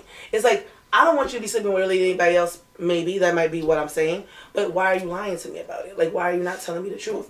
Like, if you tell me the truth and I'm down with it, then now I don't ever look like a fool. Can't nobody ever come to me and say, do you know your dude was doing X, Y, and Z? Exactly. That's the only thing about getting cheated on for me. I don't like the embarrassment. Like that should be blown. It's always the embarrassment piece. It's always that. You'll never want somebody to tell you some shit about your nigga that you don't know. Right, that you don't know. Especially between chicks, because chicks always want to have the upper hand on another chick. The and one the upper hand. Fucking God. But women is on tonight. But it's not even just women. Like niggas don't like that shit neither. Like let a nigga come to you and tell you what your bitch did or did not do. Turn to Biggie and Faith in this bitch. You know what I'm saying? Like that's an OD ego crusher. Like nobody want you to tell. Pop up at the hotel. You was fucking this nigga. Mad angry. That's real shit. Some niggas getting built like that. You know what I'm talking about? Like niggas want to act like they don't have no ego, they don't have no pride or whatever, but everybody does. Everybody does. Everybody has ego. Everybody has pride. Time out. You said you fucked somebody. I fucked somebody up because they did some wild shit like that. They called himself. What, dude? Yeah, he called himself being disrespectful. He got fucked up. It was bad. Because I was fucking with some girl, and then he was fucking with her like a year later. And he was telling me about it. I was like, bro, I used to talk to her. What you doing? And then shit got heated. And he was like, what did he say? He said some wild shit. He was like, oh yeah, that's why I fucked your bitch better than you could. I was like, oh, word? Alright. Bow. I was like, so who was fucking who better? And that was it. We haven't talked since. Yo, I just want to say this, right? Y'all can't see my young boy on the camera, right? My nigga's like $1 million and he ain't never lost. My young boy, I got a young boy, but like, yo, I got a young boy that's gonna fuck you up. I'm talking about this big. What are you like, 6'3"? What you like right now you 280? Yeah. 6'3", 280? He ain't playing no games and he ain't never lost a fight in his life. And that's a great record, man. And if I say I got a young boy that's gonna come through and fuck you up, I'm talking about him. I am too now. No, not to turn this shit to some fight shit. My young boy Kurt, what degree was you? Second degree. Second degree black belt, Taekwondo. He's a football player, defensive line. Track star. Track. You threw the. Shot put, if this nigga chasing you, it's over like that. So I just want y'all to know. Beat your ass. And fuck you up. And mad different ways. Like what the fuck? Wait. But no, he was like nothing. My other young boy Wolf, you play defensive end. That's right. How big are you, Wolf? How tall are you? 6'2". 6'2". How much you weigh? Like 220. So, listen, we out here. But that's a whole nother conversation for another day. We out here. It's a whole nother conversation for another day. But when it comes down to men disrespecting and women disrespecting the one-uppers, I realize this. I say this to women all the time. I say this to people all the time. This is something when dating in a serious relationship. Women, the biggest thing. How you say men too. Women. Your woman never wants to look dumb. And a lot of men put their woman in a position to look stupid as hell. And that's really what gets you left. Like, bro, like, and I'm talking to the camera. I need my men to feel me. I need y'all to feel me. I need to talk to y'all because I've been niggas. Exactly, right, Nita? Nita, look into your camera. Tell me you've been niggas. I would beat the fuck out of somebody. Like, my baby father thought shit was sweet. I was like, yeah, get in the car. He was like, nah, I want to get it. I'm like, yo, it's cold outside. Get in the car, bro. It's cold. You finesse with a lie. Get on, it's cold outside. He sat in the car. I locked the door. I started driving off. He's looking. He's like, oh my fucking God. Mind you, I don't got it all up here. Like, it's something really wrong with me. I'm a nice person. Go ahead. This is toxic meat. I'm not like this all the time. But like, I'm driving or whatever, and he did some, like, he got our daughter's teacher pregnant or whatever. So I'm just like, okay. Wow. Yeah, that shit is wild as fuck, right? And that's why he got beat up in the passenger seat. And my baby father not no little nigga. Wait, you didn't try to run this nigga over with the car? I did. Yeah, that's the part. Allegedly. Allegedly. All of this is alleged. Sometimes I don't know what I be talking about. Allegedly. But no, yeah, after I like punched him, his lip is leaking and shit. He's just like, oh, fuck, all this stuff. He hop out the car or whatever. And now this is like crazy to me. I'm like, yo, get back in the car. I'm sorry, get back in the car. He didn't want to get back in the car. That shit got me mad again. So I tried to run him over. He tripped in front of the car. He was running. And then like, it was cold. My just little drug deals over there, they tell him like, yo, get back in the fucking car. Like, you making it hot over here, nigga. He's like, I ain't getting back in this car. He got back in the car. And then we was arguing or whatever, and I'm like, I'm about to just flip my car over. Like, I'm crashing this fucking car. Because I don't like what you're saying. And that shit, I'm in therapy. Don't drive with bitches. He's like, always drive your own car. If I'm not mistaken, I remember this is when Nita came and did the podcast at our house. Yeah. You had just gotten your dog. Oh. And you were saying how your baby father got the teacher pregnant, and I was just like, oh my God. God damn, like stuff like that really happened. Yeah, it really do happen. And the thing about it is, like, what makes me mad, because I like women, like, I think women are beautiful. I'll fuck a bitch. Really? So it's just like, sis is trash. Like, she's trash. Like, everything, face, body, like, breath stink, like, it's all fucked up. Mm-hmm. So that was making me madder. You know what? I don't even know why I'm acting shocked. He just actually brought it back to my attention that so an extended family member actually did the same exact thing, and then tried to like go balls to the wall and like fuck his baby mother over, take her to court, try to take the kids away from her. When he was the one who cheated, got the teacher pregnant, moved the teacher into the house where he was used to be with his wife, and the entire time I'm like, I do not know how this woman kept it together enough for her children, right, to not kill their father, because honestly the levels of his disrespect was like that shit is like, yeah, dead ass. So like that happened, and the most recent we're gonna thing, need more liquor. Like, I wish he was in a car when this happened, and his car allegedly his window got broke. Don't know how. When it's cold outside, right, and then things heat up too fast, they combust. It was I'm pretty sure that's probably what happened. It was probably hot outside, and they got the air conditioner going. Some shit happened, but it's just like, yo. Honestly, I feel like this nigga was just trying to, like, he like, oh yeah, she like 5'1". I'm never ever like abused 100 pounds. No, it's something really wrong with me. I've never abused anybody's car. Thank God. Or personal property. Thank God. Nah. This nigga used to be getting, like... I have abused individuals. She has hit me. I've been beaten. That's not true. That is not true. First of all, you're not going to be on this podcast lying on my homegirl. Word up. Like, he just want to be a victim so bad. It's not SVU. We high. Nothing happened. That nigga beat me. Not when he got the Prophet Hope voice. I did not. I don't know what he's talking about, but domestic violence is bad, and it's not healthy, and being toxic is not healthy, and my therapist is helping me become a better me. Because it's really, like, he used to be slamming me on the floor, and you see how thin I am or whatever. I used to be getting the fuck up. Like, you would think I was a football player. I used to be like, what, nigga? Like, what's up? It's the adrenaline. The amount of times that she's told me that she's punched this nigga in the face, I'm like, you're amazing, you're alive. She's like, no, he hit me too. Oh, it was a fight. There's a difference between abuse and a fight. Abuse is a woman getting Don't make that damn sound. He's hitting me. Chicks don't get hit and then automatically. A fight is shit. Oh no. I was literally like, I remember one time I thought he smirked at me.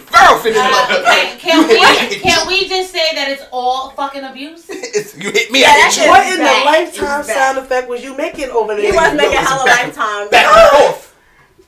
There's a difference between a fight and abuse. She was fighting that nigga. Not that, because you have to. It's a fight. That nigga's big as hell. You getting your ass whooped. I'm not. A fight is a back and forth. I'm not no expert. You can fight back and still get your ass whooped. I'm not saying I'm not no expert, but I would think that any type of fight underneath the relationship umbrella would be abuse. I mean, I would just say it's abuse. If she was just fighting niggas in the street for fun, that'd be something different. This her baby father or, you know, somebody's significant other. That relationship umbrella makes that now abusive. And it is not funny. And that's another reason why I won't be in a relationship. Until I can control my hands. Because control my hands. Because that's real shit. I literally tell every nigga I talk to, I'm like, yo, don't play in my face. And they're like, what does that mean? You know what the fuck it means. Don't play in my face. And they're like, yo, what is wrong with you? Just don't do it. Like you said, be honest, keep it real. You want to fuck with bitches? Okay, cool. Like, we here now. But don't think you're about to try to be sneaky and shit. Like, my name not fucking Nita, nigga. You fucking. My name rings bells, nigga. They want to throw up gang signs. She said you a little nigga. That's crazy. But yeah, no, this conversation going all over the place. But I like the way it's flowing. Y'all nuts. Yeah, this shit is wild. I'm sorry. All of this is alleged if he ever tries to bring me to court. Because we're not supposed to talk about him on the show. We're sorry. Oh yeah, we can't talk. Oh fuck! Now he gonna call me from a different number. Yeah. I'm gonna block that shit too. whole nother motherfucking case of worms. Damn. Yeah. Now that nigga called me like 40 times, then started calling my friends. Yeah, we're not supposed to talk about him on the show. Sorry about mentioning him on the show. We would like to apologize. Yeah, my bad. Yeah. I'm new here and I just need to be caught up. I apologize. I apologize for shit. You gonna be, who was that talking shit? I'm like, you want me to Me. That nigga gonna beat you up. Motherfucker ain't. That nigga gonna be Who had flow? that nigga Thank you, Kurt. Thank you. We got a bull in here. I'm letting you know right now. But no. Relationships, listen, as we run down the topics for the night, we kind of went all over the place, but it all flowed. And honestly, no pun intended, because we got Flo in the building. She bam tonight, because she off that sangria tonight. She bams tonight. Don't get it confused. But it all flows. But when thinking of how far niggas will go, when thinking about our dynamics between men and women, which is, this is my biggest struggle. And it's not even a struggle. But this is my biggest struggle. Honestly, every person underneath the sun, man and woman, just really want to be happy. But for whatever reason, we get in the motherfucking way as individuals. The man might get in the way of the relationship. The woman might get in the relationship. That's crazy to me. Like, we do. And then you go to the other aspects, the dating, the how do you say things? Do I be blunt? Do I finesse it and shit like that? What is a lie? He said your name. He was like, nigga, what I say? Like, what is a lie? Or am I doing too much? Am I not doing enough? Women knowing who they want to fuck out the gate and all this other kind of stuff. Different things like that. To sex, to anal sex. To go through the whole gambit. The shitty sheets. To go through the whole gambit and stuff like Let's that. not bring that up no more. I'm uncomfortable. I think all in all, being in a relationship is not easy. It is ever evolving. You have to continuously and consciously choose each other. You have to try. And find like 10. I know, but get your figure shot. out whether you want to be with each other. And it's okay to not be with each other. I think it's the part of always continuously choosing that person over and over again. Because like you said, things are going to evolve over time. Circumstances are going to change over time. People are going to change over time. Yeah. If you meet a dude in your 20s, let's say, and y'all are literally being together and y'all 30, 40, 50 years old, you want him to still be the exact same as he was when he was 20? Like, legit. Like, you really want him to be... I mean, I'm not talking about the core. I'm not talking about their, like, personality or characteristics like that. Those things are usually... People's characteristics stay the same. I'm talking about people usually evolve. Life experience will take them places. Like, let's say somebody loses their job or loses somebody close to them. Those things change people. And maybe, like, seasons, exactly. But not to cut you off. Mm-hmm. I say this all the time. When dating and being in a relationship, but primarily dating, before you even think marriage, you have to see a person in all 4 seasons. When people say 4 seasons, I don't mean spring, winter, fall. But you don't always see people in all 4 seasons. You don't get a chance to. And that doesn't mean that but that's not the person that you want to be with. Yeah, but you have to see a person in depression. You have to see a person when they are up, when they are down, when someone dies, when they get a new job, if they lose a job, if they are different parts of them. You have to see it before you start talking this, that's my best, and forever. you have to see them in some, even if you don't get all of them, you have to see them in some of them, because you never know how a person is going to respond to life as it is fucking happening. And it can be very difficult, especially once you hitch yourself to their wagon.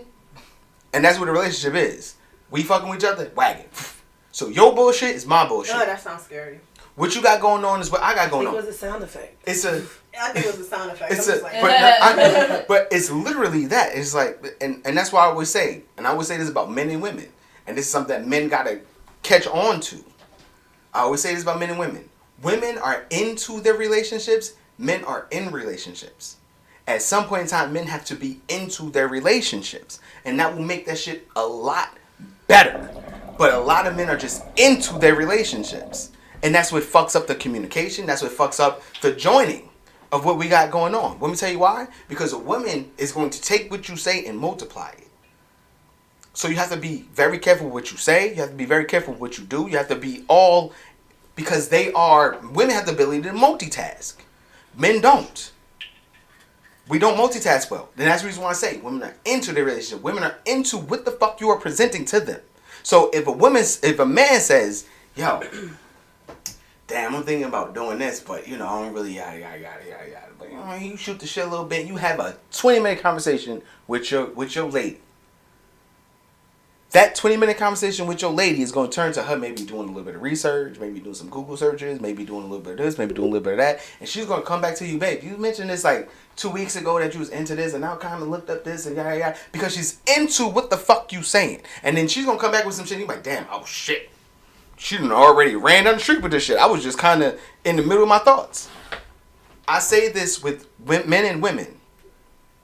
One of the biggest keys to a relationship is that the understanding of when it comes down to your woman, she has to have confidence in your plan. And when you open your mouth, if you don't have a full plan ready, she's not going to be comfortable. The whole dynamic of leading and not leading. If you come to a woman and you say, yeah, I'm going to quit my job, but I'm going to start doing this, and it don't sound like a fucking plan, she's not with it. And she's not going to fuck with it. She's going to question every part of it because she needs a sense of comfortability. She has to understand where you're going with it. Comfortability. It's a sense of security. Security. Comfortability and security. Same thing. No. What is it? Synonyms? You could be comfortable and not feel secure. I don't think so. I think that I think comfortable and security is kind of the same thing. I'm looking at it more so as in a relationship standpoint. I can be comfortable with who I'm in a relationship with. But do I think that he can give me the security in the long run that I need? Okay, so absolutely not. Guess what? You're saying what I'm saying. Check this shit out. She's saying what I'm saying. She has to have faith in your plan. She just said it. She just said it in a different way. So she used a different vernacular than what I did. But There's a difference between this and this and that. I do think that some men, and even some women, because some men allow their women to lead them, and some women look for their men to lead them. And I think that you don't always learn that. You don't know how to do that. Both men and women. I think it all depends on kind of like where you come from. Like, very true. I can agree with all of this. Do you know? Sometimes people know how to lead, but they don't want to lead because that shit is fucking tiring, bro. Very.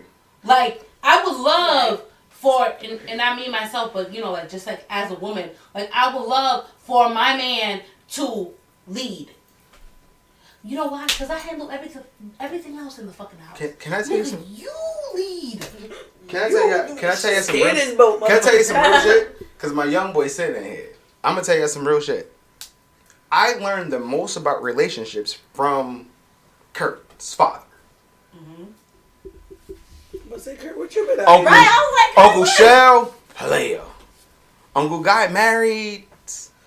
Great marriage. They've been, 30-something years I think they hit just recently and stuff like that. But he did move down to Florida. And he wasn't always around. Uncle G, everybody know Gator. Where he at right now? Sleep on the floor? Put him on the couch. Okay, cool. So Gator's Gator, right? Uncle Phil, he was married, got a divorce, and he's single. I didn't really have male role models like that. Uncle Kurt was the one that was like that, without saying, showed me what a relationship's supposed to be like. I ain't had it. My grandfather and my grandmother was together, and they had all types of turmoil.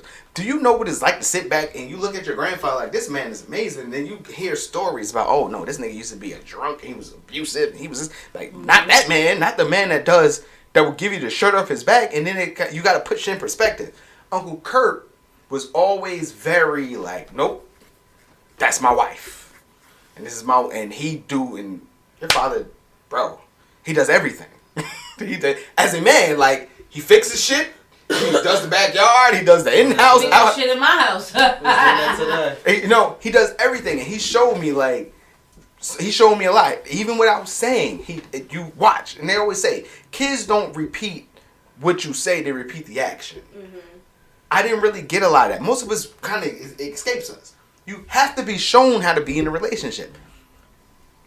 I grew up in a single-parent household. My father is a player.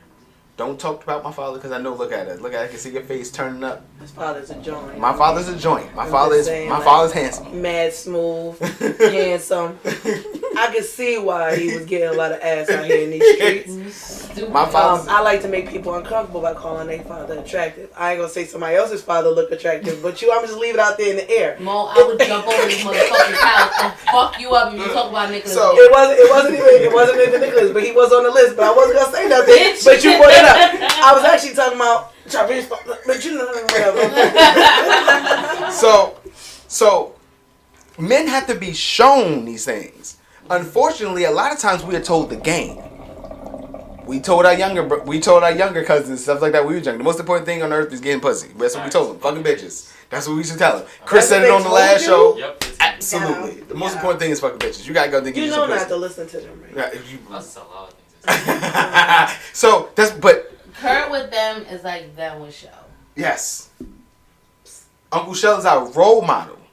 And my Uncle Shell is the greatest motherfucker underneath the sun. He's single. I mean, I wasn't gonna say nothing. Single. I wouldn't do that. I'll follow the path of righteousness, whatever you want to call it. But this is what I'm saying. Like, it takes. Showing, get married.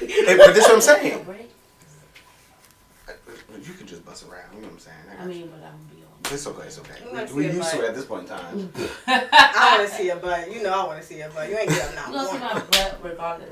But what I'm saying is, men have to be shown this type of shit, and if you're not shown it, you don't know how to respond to it. You don't know how to even carry it. You know what I'm saying? When I was young, that age bracket, bruh, I thought relationships were supposed to be easy. The audacity. You still think relationships are supposed to be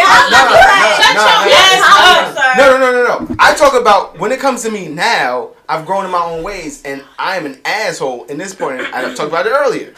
We had a conversation earlier. I talked to my young boys earlier. And I told them, I was like, my biggest issue is that I've grown in my ways, and as soon as I feel annoyance, it's like, bro, I don't need this. I feel your pain, so. It's like, I don't need to be annoyed. I don't want to be annoyed. We're singular individuals. I don't have no pain. Yeah. So my attitude is I don't want to be. You're not gonna annoy me, right? So that's but being single. That's the reason why I can't get in a relationship. But this is the thing. A lot of people have this. I was saying this before. A lot of people have this like fantasy that relationships supposed to be like love and basketball type relationships, like. And it's stupid. Like, that's not the way that it is. Like, it's not this. Love and basketball was toxic. As hell. A lot of these shits is toxic. I am never going to play. Anybody watch the game? The show the game? Nigga. Toxic shit. All this shit is toxic. All this shit is toxic. Like, at the end of the day. They're all trauma bound. Like.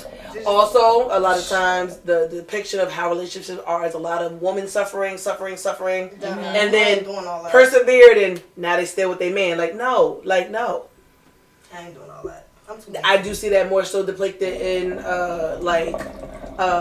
black relationships, like people of color relationships, like on like TV screens and stuff like that. But it can be said across the board for everybody. I guess there should not be a period of like suffering to get to the end line of like happiness. Like you shouldn't have to see how much a woman can endure to be like, you know what, I'm rocking with her. Like that shit is done. Listen, can I?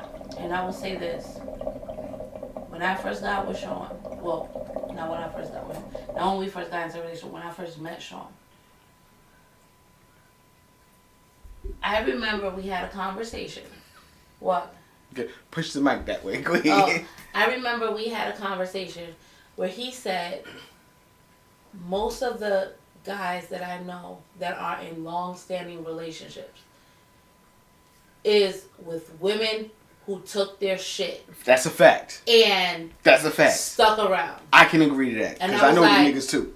I'm not going to be that bitch. I'm not the one nor the two. That's fuck out of here. That's real shit. I can't. But you know what? Those are outside factors, right? Yeah. Like those are the relationships that he has seen, I guess, persevere. Because in the family, there aren't really many long-standing relationships outside of Uncle Kurt and Uncle Guy, who is not really up here, so they don't really see that. Exactly. Right? I'm happy to say that we ain't been through no crazy shit.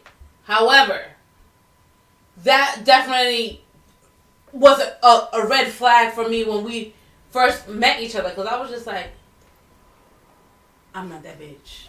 I'm just not. I'm not. Something I told to my young boys earlier. Because again, I was talking to my young boys before y'all got here. And I said this to them. Because I was talking to Kurt and shit like that. The serial monogamer over there. Right? But I said this shit. Don't make him feel bad about it. I'm not. Fuck ass. But just know when to leave, that's all. Oh, I definitely do. But this is what I'm saying, right? Check this shit out. I told them, right? I told them. I was like, the biggest issue that men have or that we suffer from, something that happens, and I told them, I was like, the difference between me being my age now and looking at them at the age that they're in now, right? Is that you look back and it's like, you'll meet a woman who is the woman for you. And you fuck it up. Because you just... But women too. I mean, you just women. Let's not put it all on men, but women do it too. But most of the time, high percentage. I have too. High percentage. Men will meet a young lady when they're 23, 24 years old who is actually like, yo, that's the one for you. She's solid. Right. And we fuck it up because we out here letting our dick lead. Your dick will get no, bro. Your dick don't have a conscience. Your dick is its own entity. And if you let it rule you, you're going to find yourself in the middle of a whole lot of shit that ain't got nothing to do with your heart or with your life and where you need to be 10 years from now. Hindsight is always 20/20. Motherfucker can always look back and be like, yo, I had a good one. Shit, I had a good 3. And I fucked up all of them. You know what I'm saying? Because I was too busy out here trying to... I don't even want to say be the man. I was too busy out here just being young. You know what I'm saying? And again, that goes back to the previous conversations that we had earlier. You know what I'm saying?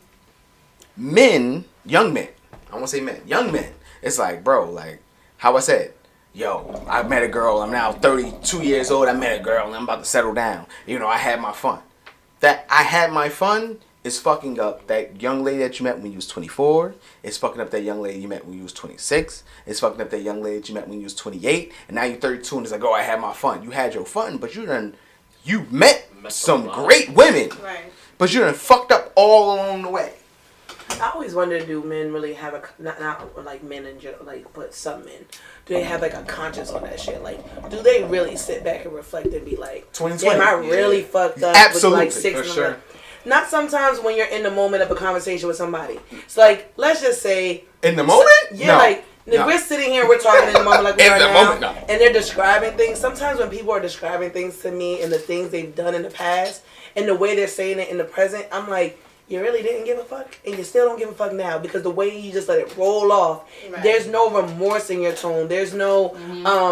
it doesn't seem to be any reflection in your tone either. So it's kind of like, are you proud of what you did? Or is it like, chalk it up to the game because it happened, whatever, I won't do it again? Or it's like, there's still a possibility I might still do this shit. Like, it's always weird to me how people like might brag about how they dog chicks out or play with their emotions or whatever it is. It's just, it's always disheartening to hear when men always are like, yeah, man, I fucked up like 6 people along the way, but I'm gonna stop soon. Or I stopped on this one. That shit makes me cringe when the nigga's like 30, about to hit 40, and I'm like, bro, what are you doing with your life? That shit is weird as fuck to me. I always want to have this conversation. I wanted more men to be around. I got a couple young boys around and stuff like that. Y'all still young, so y'all kind of don't really fit. And I got some ladies in there. I got my sis over here and stuff like that. And I'm going to bring this up later. It's going to be a topic on a future fucking podcast, too. but I'm gonna do this real quick, right? Someone was talking about. I had a client massage client, and she was like, they did a poll. So we all know poll is basically, however many people they did the thing with, and it was 81-81, right? 81% of women felt like the person that they was marrying is the one. 81% of men felt like the one they was marrying was the second or the third one, right? This, to me, is a thing of a man saying, I am now at this age, and I know that I should have married or been fucking with yada, yada, yada when I was 24, but I fucked that up. She was the one. And now who I am marrying now is the two. And women think that such and such when I was 24 could have been the one. But it didn't work out. So he wasn't the one. And I was fucking with such and such when I was 27. And he wasn't the one because it didn't happen. But now I'm 28 and I met somebody new and yada yada. And now I'm 29 and we're about to get married and yada yada. He's been the one. It's the perspective of it. You know what I'm saying? But I think that all perspective changes based on where you are in your life. Because at 24, you don't think as that person is the one. Yes, I can agree. Hindsight, whatever, is 2020 or whatever. But who knows if the person that you are marrying, that guy thinks, she was kind of like the second or third. God forbid, like they divorce or whatever. 10 years later, he marries somebody else or whatever, and then thinks like, she's the fifth. No, she's the fifth, or it was like, damn, wife number one was really the one that should have tried harder. True. So I think these are things. It's all perspective, and I think it all bases on where you are in your life and the experiences that you have had that cultivate your perception. This shit all sounds like settling. Honestly, that's what I'm over here with the ill thing. Wolf, go ahead. Right. Damn. My young boy, go ahead. Nah, so let me just speak facts. I think I don't know. I'll speak for myself, but at a certain point, it's like I could look at my past, whatever, and say you know what, maybe I affected people, or maybe relationship didn't go a certain way, and I just think about it dang, you know what, maybe I wish things didn't go out that way. But it's at a certain point, you gotta sit back and think about things and be like, I don't want to do that anymore, right? It's at what point do you say it's you know what, I hurt enough feelings, it's I don't want to do that anymore, and then you move on from that, and then you're alright, if I don't want to hurt no more girls or anything, how do I approach the next relationship in the right way? I'm gonna say this, that's called being grown.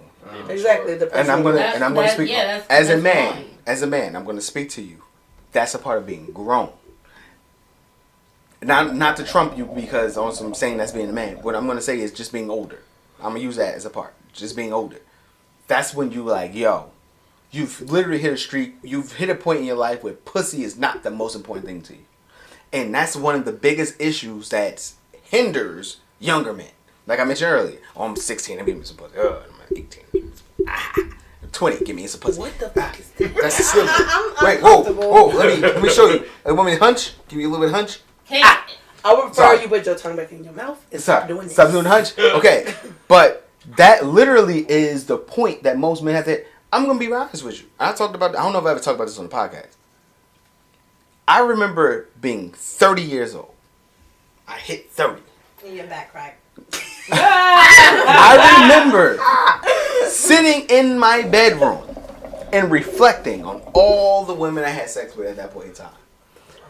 And thinking to myself, I wowed the fuck out. But let me tell you what hit me. A conversation I had with Uncle Shell. Uncle Shell told me, he was like, bro. And everybody know Uncle Shell get women. Uncle Shell's a sexy, flexy ass motherfucker. He's in his motherfucking 50s and that nigga still got a six pack. That motherfucker built to do this type of activity, right? Uncle Shell said, he was like, yo, bro, he was just talking to us. He's like, listen. He's like, I fucked a lot of women in my life. And that's what he says. He's like, yo, I fucked a lot of women in my life and I'm still single. He's like, I'm still single. Right? What have I gotten from having sex with all these women? What I got from it? What have I gotten from it?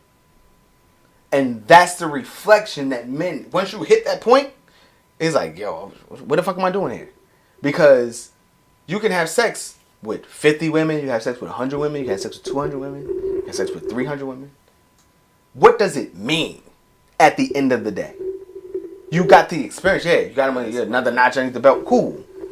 But what does it mean to you when you sitting in your motherfucking crib and you ain't got nobody to share this life with? What does it mean? And that's the part that fucks you up as a man. It's like, yo, I done did all this shit. I'm successful, or I'm well off. I got a little bit of bread in my pocket. I'm doing that. I'm a good guy. And that's the part that fucks with you. I'm a good guy. There's nothing that a woman can come to me and feel like I'm lacking. Sex, food, I can cook, I can clean, I can pay my bills, I can manage the house, I can provide, I can give a woman everything she needs, the potential part. Well, a lot of women date off potential. I don't want to talk about women on that part, but a lot of women date off potential. Yo, I met a guy and bro, he fills all these boxes. I can fill every fucking box. Why am I still single? Why am I not married? Why am I not exceeding in this part of life that most people, because like Drake said, nobody wants to be 70 and alone. Who's going to give me motherfucking blood pressure medication when I'm 68? I think it's because people are emotionally stunted. That's the part. Just exactly what you just said. And I zoned out for a little bit, but exactly what you just said. I remember Sean said in one of the earlier podcasts when you first started doing the podcast, where he was like, I don't want my mom to be my emergency contact when I'm 70. Exactly. Yeah. When he said that shit, he killed the show with that one. He said, motherfuckers 46 years old still got their mom as the emergency contact. That's real shit. Who is going to be the person that you can lean on in life? And like I mentioned before, everybody, I don't give a fuck, the biggest player you know, the motherfucker out here, like, yeah, I got bitches. And I got 8 bitches in my phone I can take right now. That motherfucker want companionship too. All of us want companionship because the funny shit, I'm gonna pull a movie in because I'm great with pulling movies and shit, right? The movie Hitch. No, not Hitch. The movie when Hancock with Will Smith, right? What happens when he meets the girl that he's supposed to? They get weaker. And they die. They become more mortal and they die, right? At the end of the day, we are supposed to do this thing called life with companionship. Whether it's marriage or not, but to grow old and to die alone is not the way that this shit is supposed to go. I'm not even talking biblical. I don't do biblical. Y'all know me. I don't do religion. I'm talking about in life. We are social creatures. And then at the same point of being a social creature, as you get older and you get older and you get older, can you imagine? I want y'all to think about this shit because y'all young. Think about that shit. Can you imagine really being 60 years old and never being married and never having a woman and really just being 63 years old and just by your fucking self? Know somebody like that, my neighbor. And that's how. And it's the worst. Sad as hell. He's by himself and just bored all day. Bored, he got nobody and God forbid to depend something on. happen. Like if it wasn't for my dad, he would have nobody. Nobody. Can you imagine you die and your funeral got 8 motherfuckers there and 2 of the motherfuckers was your nurse's aides? They got nobody. Nobody. Family, no. Like my dog has my dad. That's all my OnlyFans subscribers gonna be at my funeral. It's a. I love Nita. And that's the reason why I love Nita. She always bring it back. We're in the stadium out this bitch. She always bring it back. Hey, it's one of those situations where it's like, bro, like, as men, where are we as men? And eventually, as a man, you have to figure out what it is that you're doing. I'm fucked up in the head. And I always say I'm going to die alone. It's not a fair... I am stubborn. It's not a fair... Get a life alert. It's not a fair statement to make. I'm going to die alone. That's just me being stubborn. And that's just me speaking from a position in where it's like, I got my kids and I'm just a father. And I always tell people, you can't take a person for 100% what they're saying because they're speaking from where they're at right now. You speak from where you're at right this second. You can't speak on where you're going to be at 10 years from now because you're not there. So you speak from a position of where you are right in the moment. Right now, in the moment, I feel like I'm going to die alone. Will it happen? Who knows? Sure. The more you keep saying it is. Right, you manifesting that shit. I think that, like, giving it to you. It's one of those things of, like, when you, not necessarily when you know better, you do better, but when you realize what you don't want, like, if you don't want to die alone, if you don't want to grow old by yourself and not have companions, like, you have to realize what part of yourself is toxic and is what is hindering you from getting to that place, right? Like, I've had that manifestation, I guess if you want to call it, I think that's a dramatic word, but I've had that realization years ago. Years ago, like when a couple years after I graduated college, like you say the wrong thing and I'm ghosting you. Like, period. Anybody. I don't give a shit how tall you are, how scrumptious you look, how you taste it. She made the noise. She made the noise. I didn't care. I would ghost the fuck out of anybody. And then I honestly can't tell you why it came to me, but I was just like, well, this is just conducive to having a relationship and, eventually having a family or whatever. And then I just realized what my toxic ways are, right? Like, I mean, I think it helped that my parents are still married to this day, thank God. And that kind of, like, showed me, I guess, like, being more open with my parents and having those conversations of, like, being with somebody is not supposed to be easy because everybody is always changing. You know what I'm saying? Me and Sean are completely different people today than we were when we met and got into a relationship 7 years ago. Period. You know what I'm saying? But it's either you grow together or you grow apart. Facts. You know what I'm saying? So it's like Facts. You choose to deal with the nicks and the knacks and the turns and, meet each other halfway, even if you have arguments or, like you are at odds at certain points or whatever the case may be. Like, you figure it out. Like, that's what you're supposed to do. That's why the people who have had long relationships and long marriages, they figure it the fuck out. Because they take the promises that they made to each other or the vows, whatever, to heart.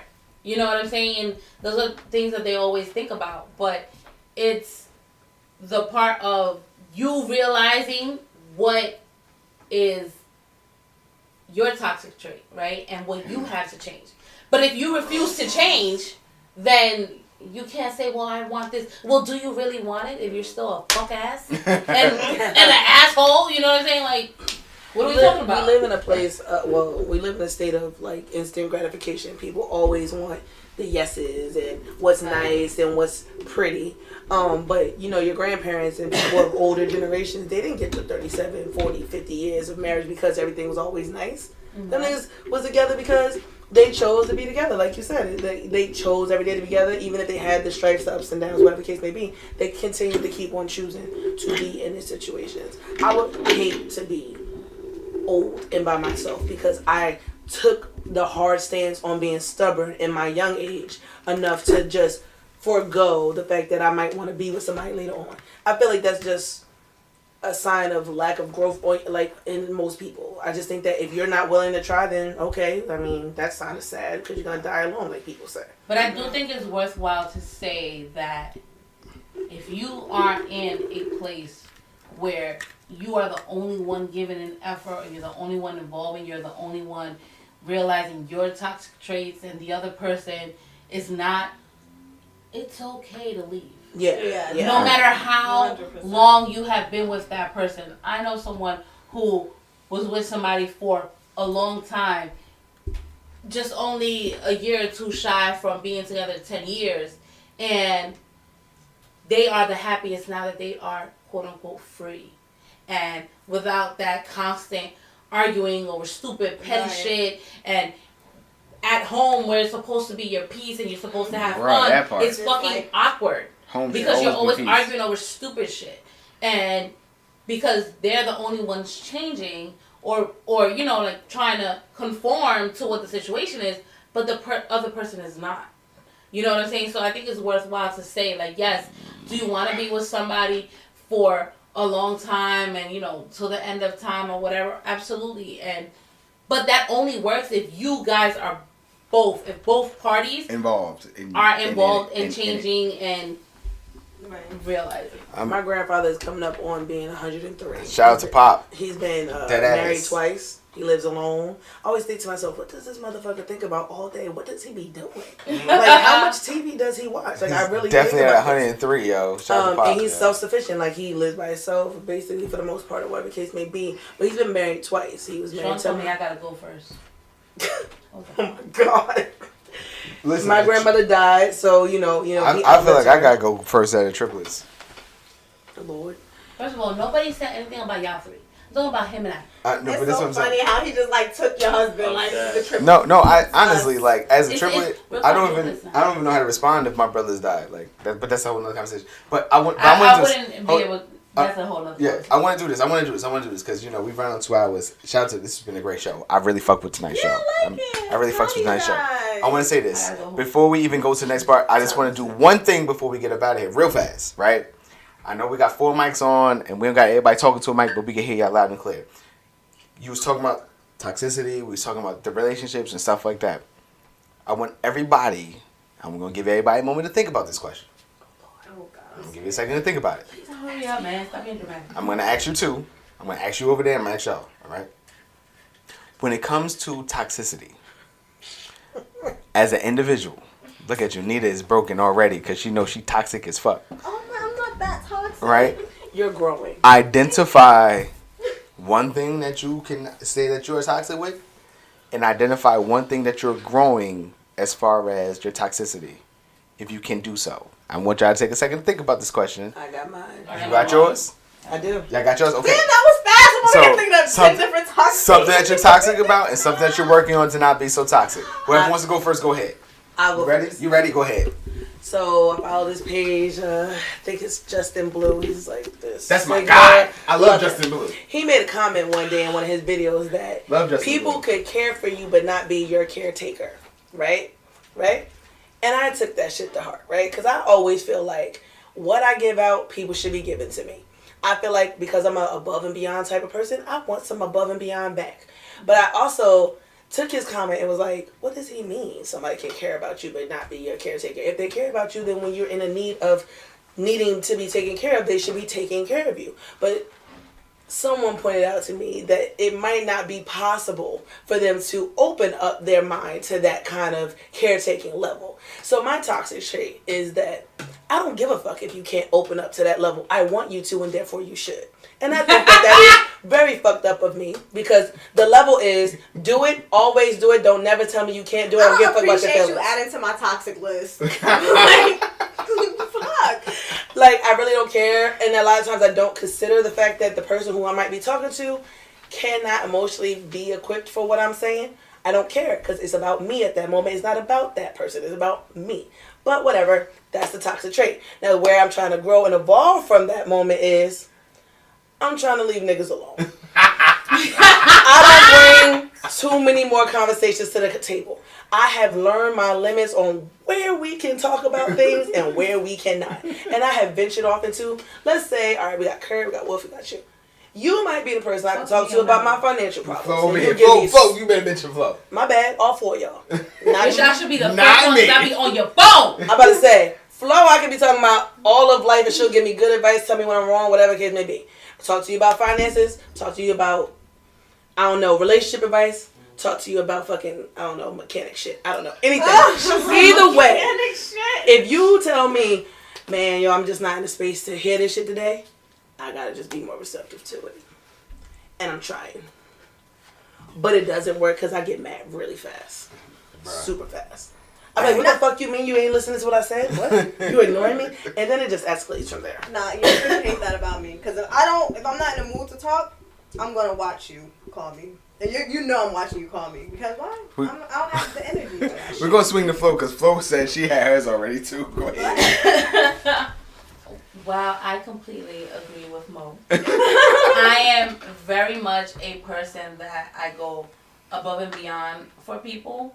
And I just think that it's completely... Wait, didn't you just post this? What?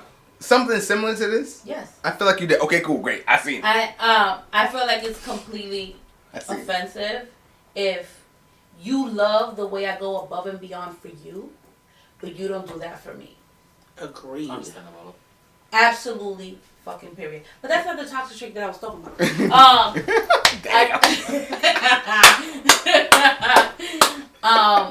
My toxic trait is that I hold people accountable. And to what you said that you were going to do, to what you should be doing in your role, whether it's in my life, my kid's life, whoever's life. And I think my delivery might not always be the best. That and I part, think okay. that is okay. real, and that like sometimes I don't hear myself. I don't hear myself I say it because I know where it's coming from. Right. And I think that certain things are more important to me than they might be to someone else. So when I'm trying to explain and you're not receptive to that, I feel like, oh, you just don't give a fuck. And then you start spazzing. You start being bam. Not that I start spazzing, because I feel like I've learned throughout, like my relationship or my longest relationships, how to have patience. Sometimes. Bruh. Does it work all the time? You use a very strong word there, and I don't even know how I feel about that. However, need a bean. However, calculation. Patience. However, I think that. Oh shit! My chest hurt. One of the most important things that I have learned is that everybody might not always be at the space and the phase in their life where they realize that you are holding them accountable, and this is exactly what you should be doing. And they might not necessarily always be receptive to that. Again, do I give a fuck? No. Because I feel as though if you are a consistent figure in my life, I really feel like to love me is to know me. Ooh, right? Shit. To know that my delivery might not always be exactly how you like it, right? Because everybody it's not comfortable. Can take your delivery is not comfortable. It might not always be comfortable. However, if you sit back and reflect, you know, we always talk about me dropping gems. It's not comfortable. Go ahead. However, if you know me, you know where it's coming from. You know it's not from a place of malice. You know it's not from a place to put you down. I'm huge on malice. It's not malice. But that's. I don't give a fuck if it's malice or not. You better watch that's what you say. How am I working on it? By thinking, I'm not gonna read the way I work on that is by not immediately expressing how I feel. Now I can't sit on it. Okay. I can't sit on it for too long because it is gonna bother my soul. Yes. Like I'm just not that. Not built that way. Okay, however, I will either write it down, listen to myself, read it to myself, and say, okay, how would I, if I was on the receiving end of it, how would I take it? Or, like I have done even with you sometimes, and certain people that I feel like are, sane and have healthy relationships in their life or whatever. I'm like, am I wrong? This is a situation. That's her number one statement. Am I wrong? Bruh, that's the one. Not even just am I wrong? Am I wrong for feeling this way? Bruh. This is the situation, blah, blah, blah, blah. Am I wrong for feeling X, Y, and Z? And then I gotta give her feedback. Because I think that sometimes like you need to, like that's my kind of like coping mechanism to make sure that when I address these issues, not even whether it's with Sean, whether it's with my sisters, my parents, or whoever. Or that, What? Shut up. I don't address my issues with her. Yeah, exactly. Anyway. Go ahead. Speak on it. Yeah, you stupid. See what I did there? But, when I address these issues, it's like, okay, like, let me talk to a third party who I have to explain the situation to let me know, am I bugging? Am I bugging? Am I not bugging? Already now, if you tell me I'm not bugging, it's off. It's off. I'm going off the hinges. Only person this nigga asked for a third party of, she started talking to Terrell, and she sound. That's not true. And then Terrell sounds just like Travell. No, that's not true. That's not true. That is not true. That's not true. Terrell sounds just like Travell. First of all, Terrell sounds just like Travell. No, says you won't bring him up. Hold on. Terrell sounds just like Travell. Terrell may sound just like you. He may say the same exact shit you said. But it's not me. But it's the delivery. And he ain't the one that pissed me off. Exactly. So, that's the part that I got to deal with. He said the same shit you said, and guess what? He ain't gonna get an argument. He said it nice. He was sitting right there, respectfully, just stated his opinion. Yo ass is disrespectful. Not even disrespectful. Let me not say disrespectful. Please don't. Yo ass is motherfucking annoying. Okay? Feel your audacity. The fucking nerve, right? And she doesn't only go to Chicago. She doesn't. And I don't. I usually will ask about 4 people before I come with you to smoke. Okay. Yes, you can. So wait. We got a couple more people. Oh, baby. Look at them. She's so stupid. You want to pass through here? No, she want to pass through here. What are you doing? Nita said, "Oh, she's like, she gonna pass through here." Oh, look at that thing. She's so stupid. That thing just be don't make me feel uncomfortable. That thing be banging. You stupid. Is that garbage? No, just leave it there. Go to my kids' room. They got big garbage. So we got 3 more people in here. What are your toxic traits? I'll go. Go ahead. Right. Whoa, get closer. I got a joint right here for you. Go ahead. You ain't got no, because you might be in my camera way. So I got you covered. There you go. Go ahead. Talk your shit. Alright, so my toxic trait was my communication. But I worked on everything that was my toxic. So my thing was, I felt like there was requiring, whoever female I was dealing with at the time required too much from me. Oof. So I felt like when I'm ready to open up to you, I will. Or if I need my space, give me my space. But I realized you're true cancer. Yes. You a but I realized, It's a cancer. When's your birthday? July 12th. It's a cancer, yes. Oh, you in July. Yes. He's a cancer. I realized that everybody doesn't think the same way that I do, and you gotta be receptive to what everybody's saying to you. So I've been working on my communication a lot. Whew. And that was my biggest thing. But I've learned how, if you don't talk about it right then and there, you ain't gonna solve nothing. And holding on and harping to all those feelings is going to make things a whole lot worse. So if you get out in the open, you talk, you explain, you hear the person out, know that their feelings are valid and they're allowed to feel the way that they feel, then, you can't really get mad at them for that's how they feel. You can't get mad at them for it at all.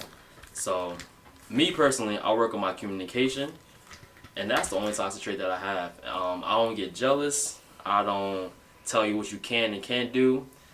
So because you ain't nobody daddy. That's that family shit. Pretty much. Yeah. Listen, you could do what you want. I just feel like, me personally, actually my toxic trait right now is I challenge people too much. It's like, if me and you in this together, then we in this together. We gotta grow together. I can't be growing and you staying the same. Mm-hmm. So I want the best for you. I want you to continue to grind, continue to be independent. I want you to be able to grow with me and not just stay. Ooh, he's spitting. That's how I'm feeling. So it's like, so if you're not willing to grow as a person, he's spitting right now. I can't be with you. That's how I feel personally. God damn. So maybe sometimes I don't give people enough time to grow, and I don't give people enough time to open up and be comfortable with telling me those things before I cut things off. But it's like, you gotta be able to grow. You gotta be willing to become a better person and work on yourself in order for us to work out. That's some deep shit. Me and Nita always on the same shit, yo. We've been doing this shit too long, yo. Every week we on it. That's some deep shit. And you know what? I fuck with that. I fuck with that heavy. You know what I'm saying? That the part about our family, like the whole entire, like, I'm not your dad, or I'm not your mom for the women part, but that part is like, that's something. As soon as you say it, I'm like, yeah, that's us. That's us for real. I am not going to tell you what you can and can't do. You are your own entity. You are a grown woman. Even if you're 18, 19, you're a grown woman. You're 23, 28, you're a grown woman. You're 34, 35, you're a grown woman. It's not my job to tell you what you can and can't do. But please respect the fuck out of this situation. Pretty much. Please. If you're not going to respect the situation, it's not a situation I need to be in. Yeah. But, you know what I'm saying? So, I fuck with that. You know what I'm saying? Wolf's turn. Wolf, where you at, man? Alright. No. Spin that around. Let me make sure you ain't feeding. Spin that around. Go ahead. Pull up, drawing up. Get that going. Oh, yeah, you not feeding. Go ahead. Yep, no, you good. Go ahead. Yep, you perfect. Alright. Go ahead, do your thing. I would say probably, I think, so like, it goes along with the question I asked earlier. Like, I think I'm like super blunt. And it has to do with like my delivery. When's your birthday? It's December 9th. You're a fucking Sag. He's a fucking Sag. I knew it. He's a fucking Sag. This shit got real fast. Yeah. That's my birthday. We have the same birthday. Sagittarius. I've never met anybody. Sagittarius are known as being too blunt. And he hit that earlier. He's like, this nigga must be a Sag. But I ain't say nothing. Right. He just verified everything that I believe about astrology. Go ahead, keep going. Yeah, so, I mean, people don't always take it the right way when you're just like, yo, this is what I seen, this is how I'm feeling, or whatever. So, like, of course, working on the delivery and stuff like that. And then something I've been trying to work on is, like, trying not to make an assumption about someone. It's like, that's it's the tough like, part. it's like, oh, I can ask you questions, I could, like, try and get to know someone and then think you know enough about them, like you like, oh, they're this type of person or they're that, right? I'm gonna give you some feedback as the OG, right? Sagittarius are analytical. Yeah, that's fact. Naturally, we're analytical, so it's all about. So when it comes down to relationships, we're psychoanalysts. So we take things that a person say, and we start to piece together who they are. You ain't gotta even tell me the whole story because I'm gonna start to put the shit together. That's analytics. And that's communication. So as we're communicating, we are doing this type of stuff, we put it together so you can't help but to do certain things because that's who you are. And I know, where Mark at? Shout out to Mark. Shout out to Mark Wondrous. He's like, why niggas always gotta bring they zodiac sign into this? But on some real shit, to piggyback off what you're saying, that's kind of how we are. We are very blunt. We are very straightforward. We can't quite control it with our bluntness, right? And then we are constantly trying to figure out who you are. So any movements you make, we are, even if we don't say nothing, we might even bring it to your attention. I saw that shit. Right. I ain't gonna say I saw that shit, but I saw it. But I don't want to cut you off too much. But continue. Nah, you're right though. It's just like, I think I like automatically know someone, and then you could be totally wrong, and then, you gotta, I'm trying to work on that. It's like, all right, you know what? I'm gonna give it an opportunity for someone to like show me who they are before I automatically assume something. So yeah, I can absolutely 100. As Sagittarius sitting on this side of the chair. Damn, y'all both Sagittarius. We are. That's the reason why me and her. And my son is a Sagittarius. And our son is a Sag. That's good. Bruh. His birthday's November 24th, so he's a November Sag. He's a November Sag. And I'm the 9th and he's the 17th of December. Yes. I got another toxic trait too. So we'll be here all night. Between us, right? She is very upfront. She ain't going, bro. Like how she said earlier. I got a problem. I'm gonna call you, bro. My phone gonna ring, right? And our dynamic, and I always say our dynamic. She hate when I say that and stuff like that. But honestly, like, as much shit as I give her, and I don't give her enough credit, and then here I am on the mic, and I'm gonna talk into the camera. You know what I'm saying? I call her my baby mother to bother her. But Monique Cherie Sessoms. Oh my God! Who is that, Harpo? She's an amazing person, and she holds me accountable. And as a grown man, that's my struggle. Bro, you gonna hold me accountable. How she was saying, how Flo was saying. Accountability is tough. It's like, damn, you said some shit. And I don't know if because she never brings it to my attention when my face do it, but I can feel my face do it. When she make a point, and it's actually the point, and I be sitting there looking at her like, Damn, I don't even got a rebuttal for this one, but I gotta stand on what I was fucking arguing about. You know what I'm saying? So me and her have great battles. You know what I'm saying? Between our dynamic, between our relationship, you know. But it is what it is. You know what I'm saying? Being a Sag is tough. You know what I think though? Like, we're talking about communication. It's like that being willing to communicate and then knowing that this is gonna be a tough conversation and then sitting through it. Bro. Right? I struggle with that part. That's the part I struggle with. Right. It's not easy.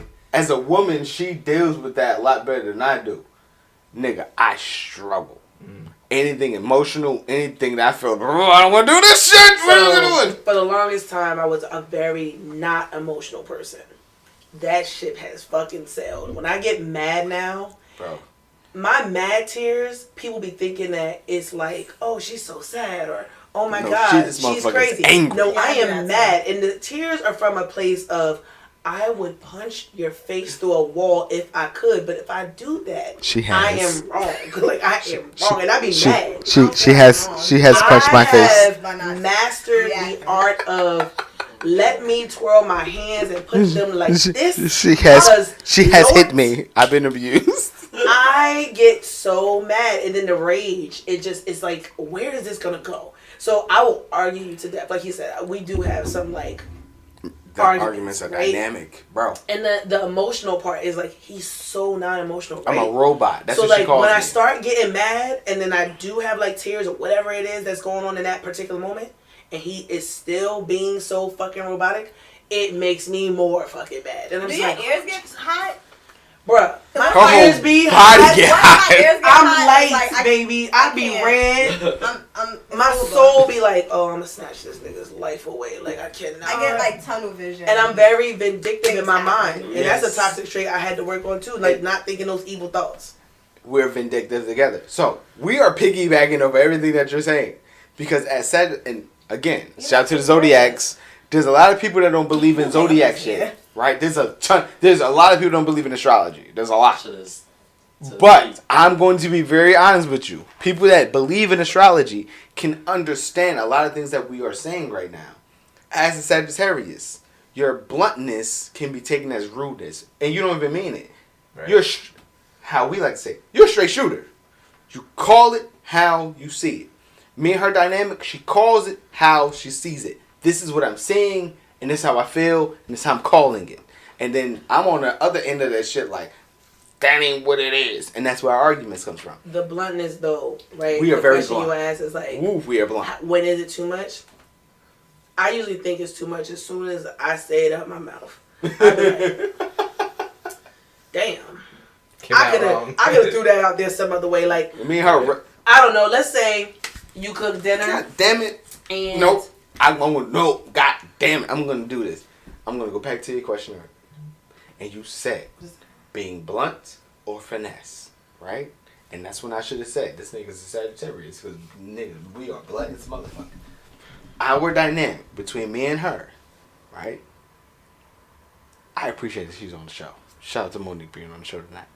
I'm never coming back. Our bluntness is what creates so much chaos in our dynamic. Yeah. Because she gonna say some shit because motherfucker, I said it. Well, motherfucker, I said it too. And then we stand there looking at each other like, and we gonna stand on that shit. It could be days, and then I'll fuck finally you be talking like, about?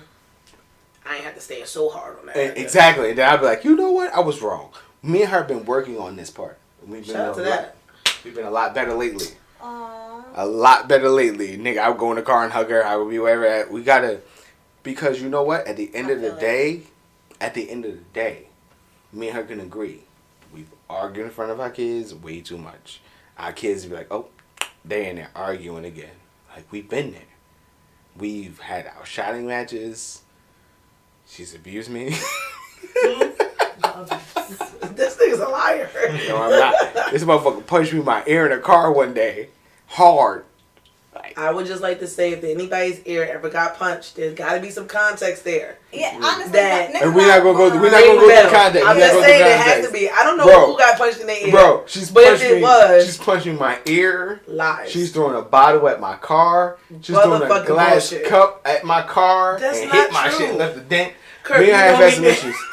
I've never seen you mad. So but at the end of the day, but honestly, at the end of the day, I can honestly sit here and say, as an individual, there's nothing. Like this. I'm not gonna slander you because I'm not gonna slander you because at the end of the day, I can honestly say anything that she's ever done has been warranted. It's valid reasons. You know what I'm saying? That's good shit. I can honestly say, anytime she's overreacted and done some extra shit, I can honestly say that, yeah, I kind of deserve that shit. Hindsight. In the moment, like, this motherfucker is nuts! Fuck is wrong with you? What you doing?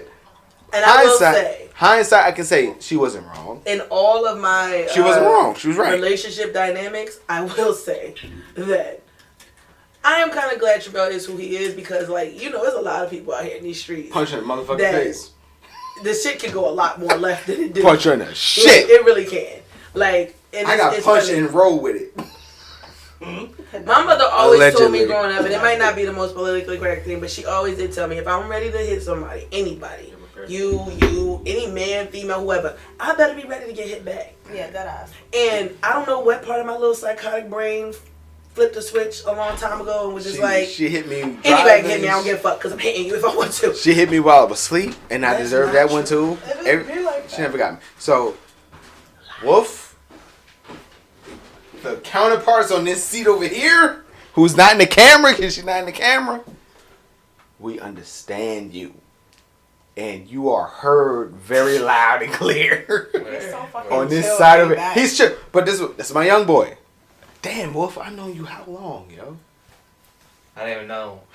Like high school, in the beginning of high school or something like that. Really? Yeah. Wow.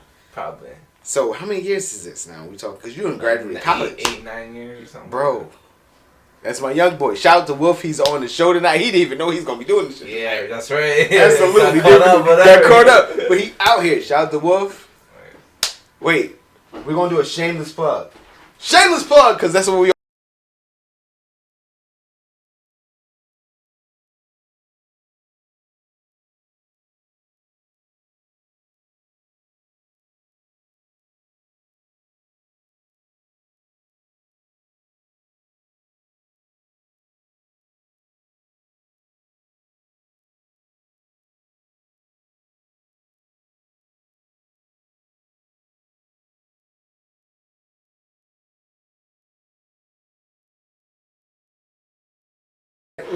Nita Bean. And I had to save you. I honestly, at this point, like, whatever toxic thing you could think is me, and I am in therapy. It's Nita Bean. I don't communicate. She's punched niggas in the face. Yes. Ran niggas over cars. I didn't run him over. Broke car windows. I never seen nobody get run over a car. You right. You ain't run nobody over a car. I didn't run him over. Try to. I was there. Nobody got ran over a car. Allegedly. Try to. If we're gonna redo this question for you. We're gonna identify just one toxic trait. Just one. Just that you want to work on. Just one. Funny enough, I think it's just my communication. I can agree to that. That's me. And I'm not talking about you. I'm not talking about you. I'm not talking about you. I'm not talking about you. I'm talking about you. I was like, let me move. I'm not talking about you. I'm talking about me. I'm talking about me. My communication. I can agree to that. My communication. I can agree to that. Right. No, it's literally my communication. I'm a nice person. You are awesome. Like, love you, Nita. You definitely broke that shit. Bro, you not tall though. You know, it's alright. Hold on. Lil Kurt basically put a whole bottle down tonight by himself. But you're tall, so it's spread out. Yeah, you peace. Go ahead. Nita Bean, communication. Yeah, because the thing about me, I feel like people take me for granted, and that should be bothering me too. So maybe. And I don't really talk like you. My friend Mark literally writes things out for me. We talked about that last show. Like he literally, like if I'm talking to a nigga and I'm just like, I don't know what the fuck to say, huh, Mark? She has a ghostwriter. We talked about that last show. He writes the shit. I remember that from like a couple podcasts. We remember you was there when he actually wrote my breakup thing for this nigga. Like I remember that. So it's her communication skills is trash. She said it, and I tried to tell this nigga that I liked him. I ended up telling him he was the worst fuck buddy ever. Yes. Not because he couldn't fuck, but because we wasn't like really fucking as much as I wanted to. And I'm just like, I was like, I'm not whoa, no. I'm not gonna let you. I can't remember the exact words because you told me this shit, and I'm trying to pull it out my ass right now, and I can't think of it. But she was basically trying to tell this nigga that she really like him, and that shit came out completely wrong. Like bad wrong. Like this nigga is terrible over there. I love you to death, but I'm just piggybacking off what you said. But like I'm a great person if I'm not fucking you. The sexist fucked you up? We can be friends. Yeah. If you like them. If I like them. I want to say this. The sexist would fuck Nita up if she likes you.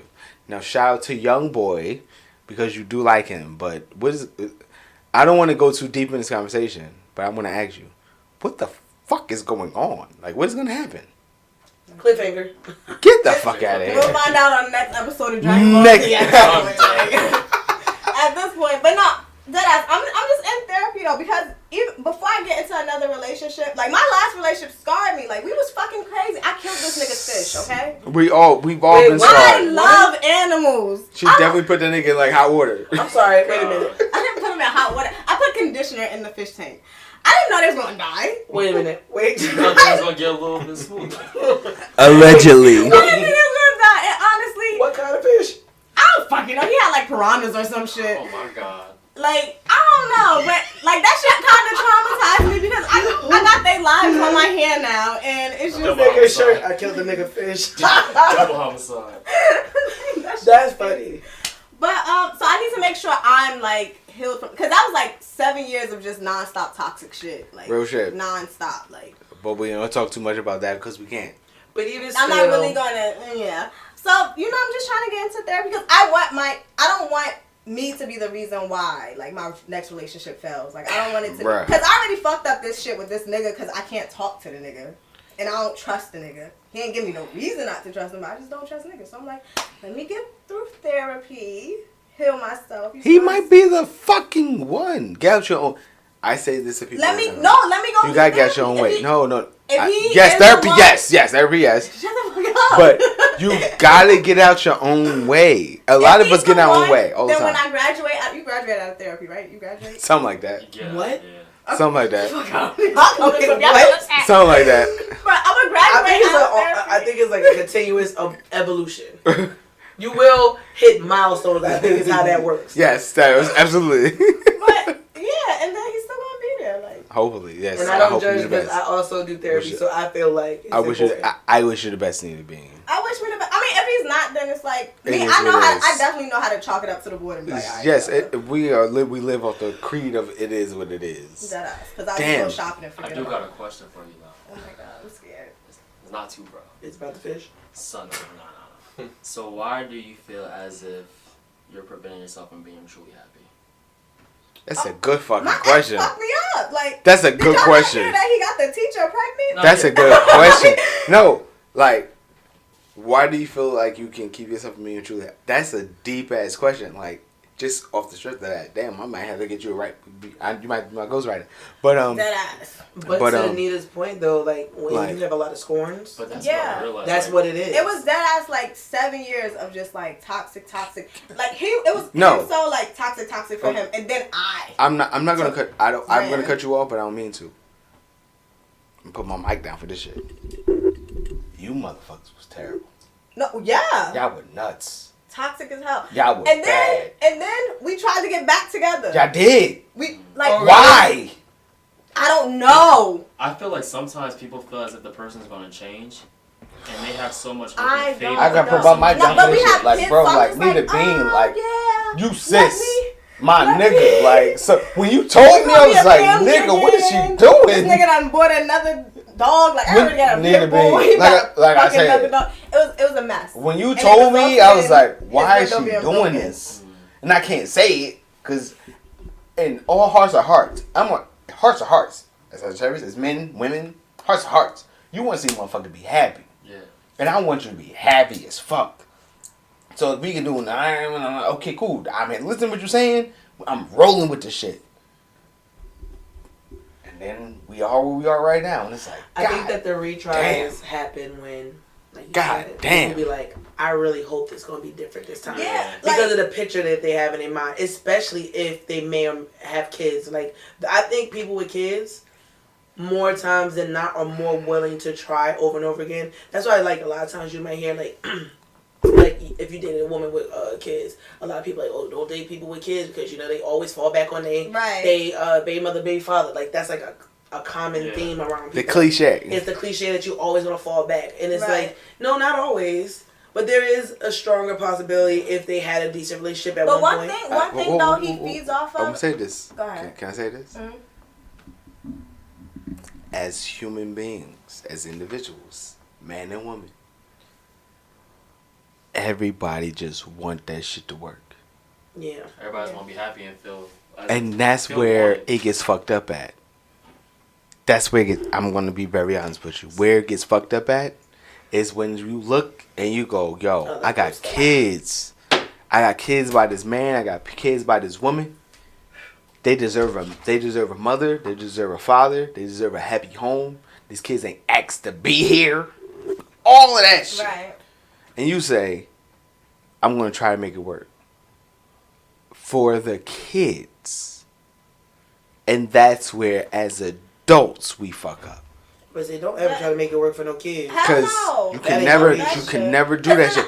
My young boys, I hope you hear this shit. You might be fucking around and get somebody pregnant. Don't do it. Right? You shake your head no, but nigga, you fucking raw. And I'm going to say this shit, right? You fucking around and had kids, you had kids. And I expect all my people around me as men, I ain't talking to women, as men, Wolf, Kurt, Chris, anybody. You got kids, you take care of them, you take care of your fucking responsibility. Period. Ain't got shit to do with nobody else. Ain't got shit to do with the relationship with the mother. It has everything to do with you as an individual. Take care of your kids, right? You say that shit, right? You taking care of your kids, or you doing everything you gotta do for your kids. You have to be a stand-up motherfucker. You have to stand on everything that you say. You have to stand on every part of your being. They ain't asked to be here, and that's the part. No kid has that. None of us be like, yo, I want to be born. None of us. We here now. Since we here, we have a responsibility. Since we got the fucking responsibility, we got to do what you got to do next. And it's going to be the next and the next. The first next is going to be Pampers and formula. And then the next is going to be fucking clothes and pre-K. And then the next is going to be lunch and whatever the fuck. And then it's going to be first and second grade. You have to take care of your fucking responsibilities as a man. And as a man, it can be tough. Because we don't got much leeway. You do what you can. Yeah. But your effort is solely based on you. When I see a motherfucker that don't take care of their kids, I'm highly offended. Disgusting. Like, I'm highly offended. I got all the smoke for these people. I got supreme smoke. I can't even be friends with a nigga that don't take care of their kids. Yeah, no. I like, let's say it's the three of y'all, right? And you don't take care of your kids for whatever reason, and you two still hang with him. I cannot stand me neither. I'm like, you sit there and what do y'all talk about? Y'all just shoot the shit, y'all never bring up the kids, just act like they don't exist. Like, what the hell? That's going to ignore these motherfuckers. You gotta hold people accountable. You have to hold people accountable. They're not doing what they're supposed to be doing. I literally... You're not a true friend if you're not doing I literally do not fuck with any man that don't take care of their kids. And that's just me. That's just Travell being Travell. You brought them into this world. If you have a kid... Now, understand, there's some women that are bitter. There's some women that's going to play the mom card and, oh, you can't see the kids and you can't... And I understand that shit. And then when that shit happens, it gets sloppy and it's an ugly situation. I get it. But as a man, when you guys... Because y'all kidless. Shout out to y'all. Man. Shout out to the kidless people. God damn. Where I used to love to live. Man, it was a great place. I'm letting you know now. Don't be in a rush. Don't be in a rush. Can't never go but back. As a man, once you start fucking around and shooting up clubs and you got babies and my nigga, like, whether y'all together or you're not together, you have to take care of your responsibilities. I'm not going to go too far into that. It's the Russian roulette of it too. Like, you know what I mean? Like, you have a kid with somebody that's not playing whatever. You never really know what you're going to get. You never know. Because motherfuckers give you that lip service. Like, a lot of people are like, oh, I'm solid. I ain't going to do this. I'm not going to be like that. I ain't going to leave my kid. And next thing you know, bullshit. Kid and left. Like, you know, it is what it is. And like, there's so many men out here that don't take care of their kids. I'm gonna run down my toxic and what I'm working on, and that's the tough part. The working on part is my tough part. Just go to therapy. They solve it all. They figure it all out. The tough part. They give you the tools, man. They do. The tough part about therapy is that I'm a therapist. No, you're not. No, I really am. You're not. No, Monique, listen to me. Where'd your degree come from? Listen to me. I worked as a partial care counselor for fucking 4 years. Oh, that's right. I forgot. I was a therapist. I literally worked in the mental field. So I'm gonna do this real quick because we definitely got a nice long show going on for you guys. So we're gonna try and we might have to fuck around and break this shit down. So what I'm gonna say real quick for y'all, what I need to work on is my communication. My communication skills suck. They're terrible. I don't know how to do emotions at all. I can talk to you about anything under the sun, but emotions I can't do. What I'm working on is literally being more in the moment. And I always talk about people being in the moment. What I need to work on is extracting Travell from the moment. Travell gets in the way of a lot of shit. I get in the way of everything. Because I'm so adamant about being who I am. And being who you are and holding on to that can be a crutch. You gotta get out your own way as an individual. And that's when you gotta hear people and then respond.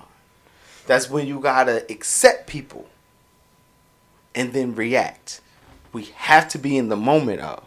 I always talk about being in the moment of. As a massage therapist, I'm great at being in the moment of. I can understand, I can listen to your body, and I got you.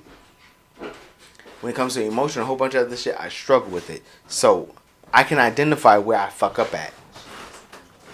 We have to, as individuals, be in the moment of, accept people where they're at that time, respond to that person at that time, and extract who we are in the moment. Every person struggles with shrinking. We don't want to make ourselves smaller. I don't want to be small. I am who I am, and you're going to fucking feel my personality. You're going to feel who I am. And that's where we fuck up at. Where we fuck up at is where we feel like I don't want to be less than. I don't want to be taken advantage of. I don't want a person to feel like they got over on. When you use that type of terminology in your mind, it gets in the way of progress. Because at some point in time, you have to put yourself second. I struggle with putting myself second. I know I do. That's my toxic trait. Travell, you have to put yourself second. I'm not putting myself second behind nobody. You have to do it at points and times when you know that it's going to allow a person to exceed. You have to do it. Sometimes, and I say this to my kids, sometimes it's not about you. And that's the tough part. Do you know how hard it is to tell a person that it's not about you? It's not about you. God damn, what do you mean it's not about me? This is how I feel. It's not about how you feel. Because this moment is not affecting you. That's the fucked up part. You're not being affected by what's going on. You don't have depression. You don't have anxiety. You're not bipolar. You're not stressed out. You're not taking medication. You're not seeking therapy. You're not doing any of this shit for this moment. But there is somebody who's doing 1, 2, or all of what I just mentioned for this moment. So you have to put yourself second. Do you know how hard it is for a person that's selfish to put themselves second? For a person who is naive to put themselves second? To a person who is in the moment of, and fuck that, and I'm arguing. You should have been a pastor. To put themselves second? Shout out to Nita being out. That's why I love Nita, because she's going to give me my comic relief when I need it. To put yourself second in moments is the perspective of. And what I mean by a moment is temporary. A moment is right now. Real quick. 8 minutes, 10 minutes. Put yourself second. Put yourself second. But some of us, our egos are so big. And our pride is so big.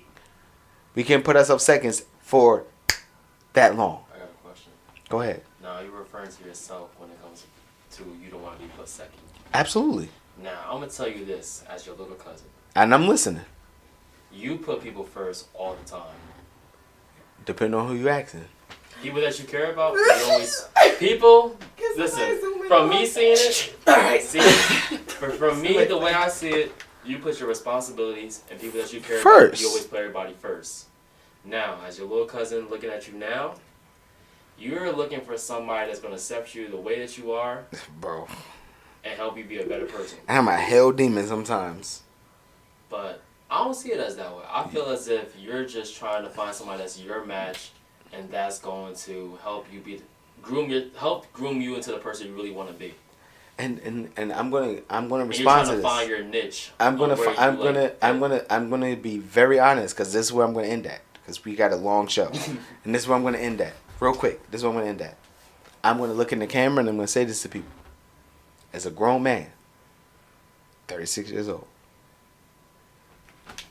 I don't know where I'm at in my life. Do you know how hard that is? Y'all are young. How old are you? 22. How old are you? 23. You're 22? I'm gonna tell you some real quick. Your brain is just developing. The hole in your skull is just closing at 22, 23. Right? As an individual. You're just completing as an individual. Did you just say this got a soft spot? No. But the soft spots, that's exactly what I'm talking about, right? The hole in your skull is just closing at 22, 23 years old. That's true, though. That's a fact. You're just becoming a complete human being at 22, 23 years old. Right? And you're expected to have life under control. And as your OG, sitting over here, because fucking Def called me the OG like 3 times last week. As your OG, I'm telling you right now, to not have it in perspective still can be a fucking foot in the ass. And you will always chase it. You will always try to figure out, where am I going wrong in life? What am I doing right in life? I'm a great individual. My heart is pure. I love life. I love the people involved in it. I love Nita Bean. I love Monique.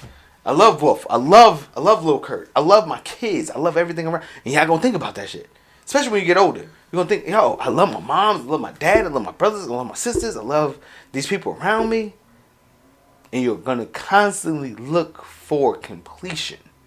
And that's the tough part about life. The wholeness. Even when you got a wife, even when you got a kid. And 2 dogs. And 2 dogs. Trying to feel complete as an individual. Right? You will never find it. I feel like you can't be complete until you fully love yourself. No. You will never be complete. I'm going to tell you why you will never be complete. You're always growing. That's true. Y'all saying something. What's important to you at 22 years old, what's important to you at 23 years old, will not be important to you in 5 years. I can't remember what was important to me here. Constantly growing. And then when you're 40, you're going to look back and, oh man, I got kids and yada yada. And when you're 50, I got grandkids and yada yada yada. You're constantly growing. So the idea of completion will never satisfy you. And then before you know it, they fucking throw dirt on your ass. And that's the fucking show. I can't sit here and be quiet. So I'll say it real quick. For me, I know I'll never be complete on my own. And I know I can look at, God and know that He's gonna complete me.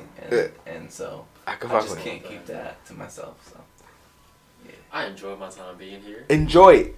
Can I get a picture next to you guys? Because y'all are tall as fuck. Enjoy it. Yo, we're gonna end the show right here. Your boy, Tre La Sweatpants Poppy. And Ms.Nita. We've been joined by Flo. We've been joined by Wolf. We've been joined by fucking Savage Kurt. We've been joined by Monique. It's been one hell of a show. Now, definitely want y'all to check the whole shit out. It's been a great show. We're going to catch you motherfuckers next week. We're going to see what happens. We're going to see what happens. Let's this hope is that Henny, I'm healed by then. Exactly. This is Henny Chronicles podcast. We're going to catch y'all next week. You know what I'm saying? Boom. That was dope. Alright, now stand the fuck up and come take this.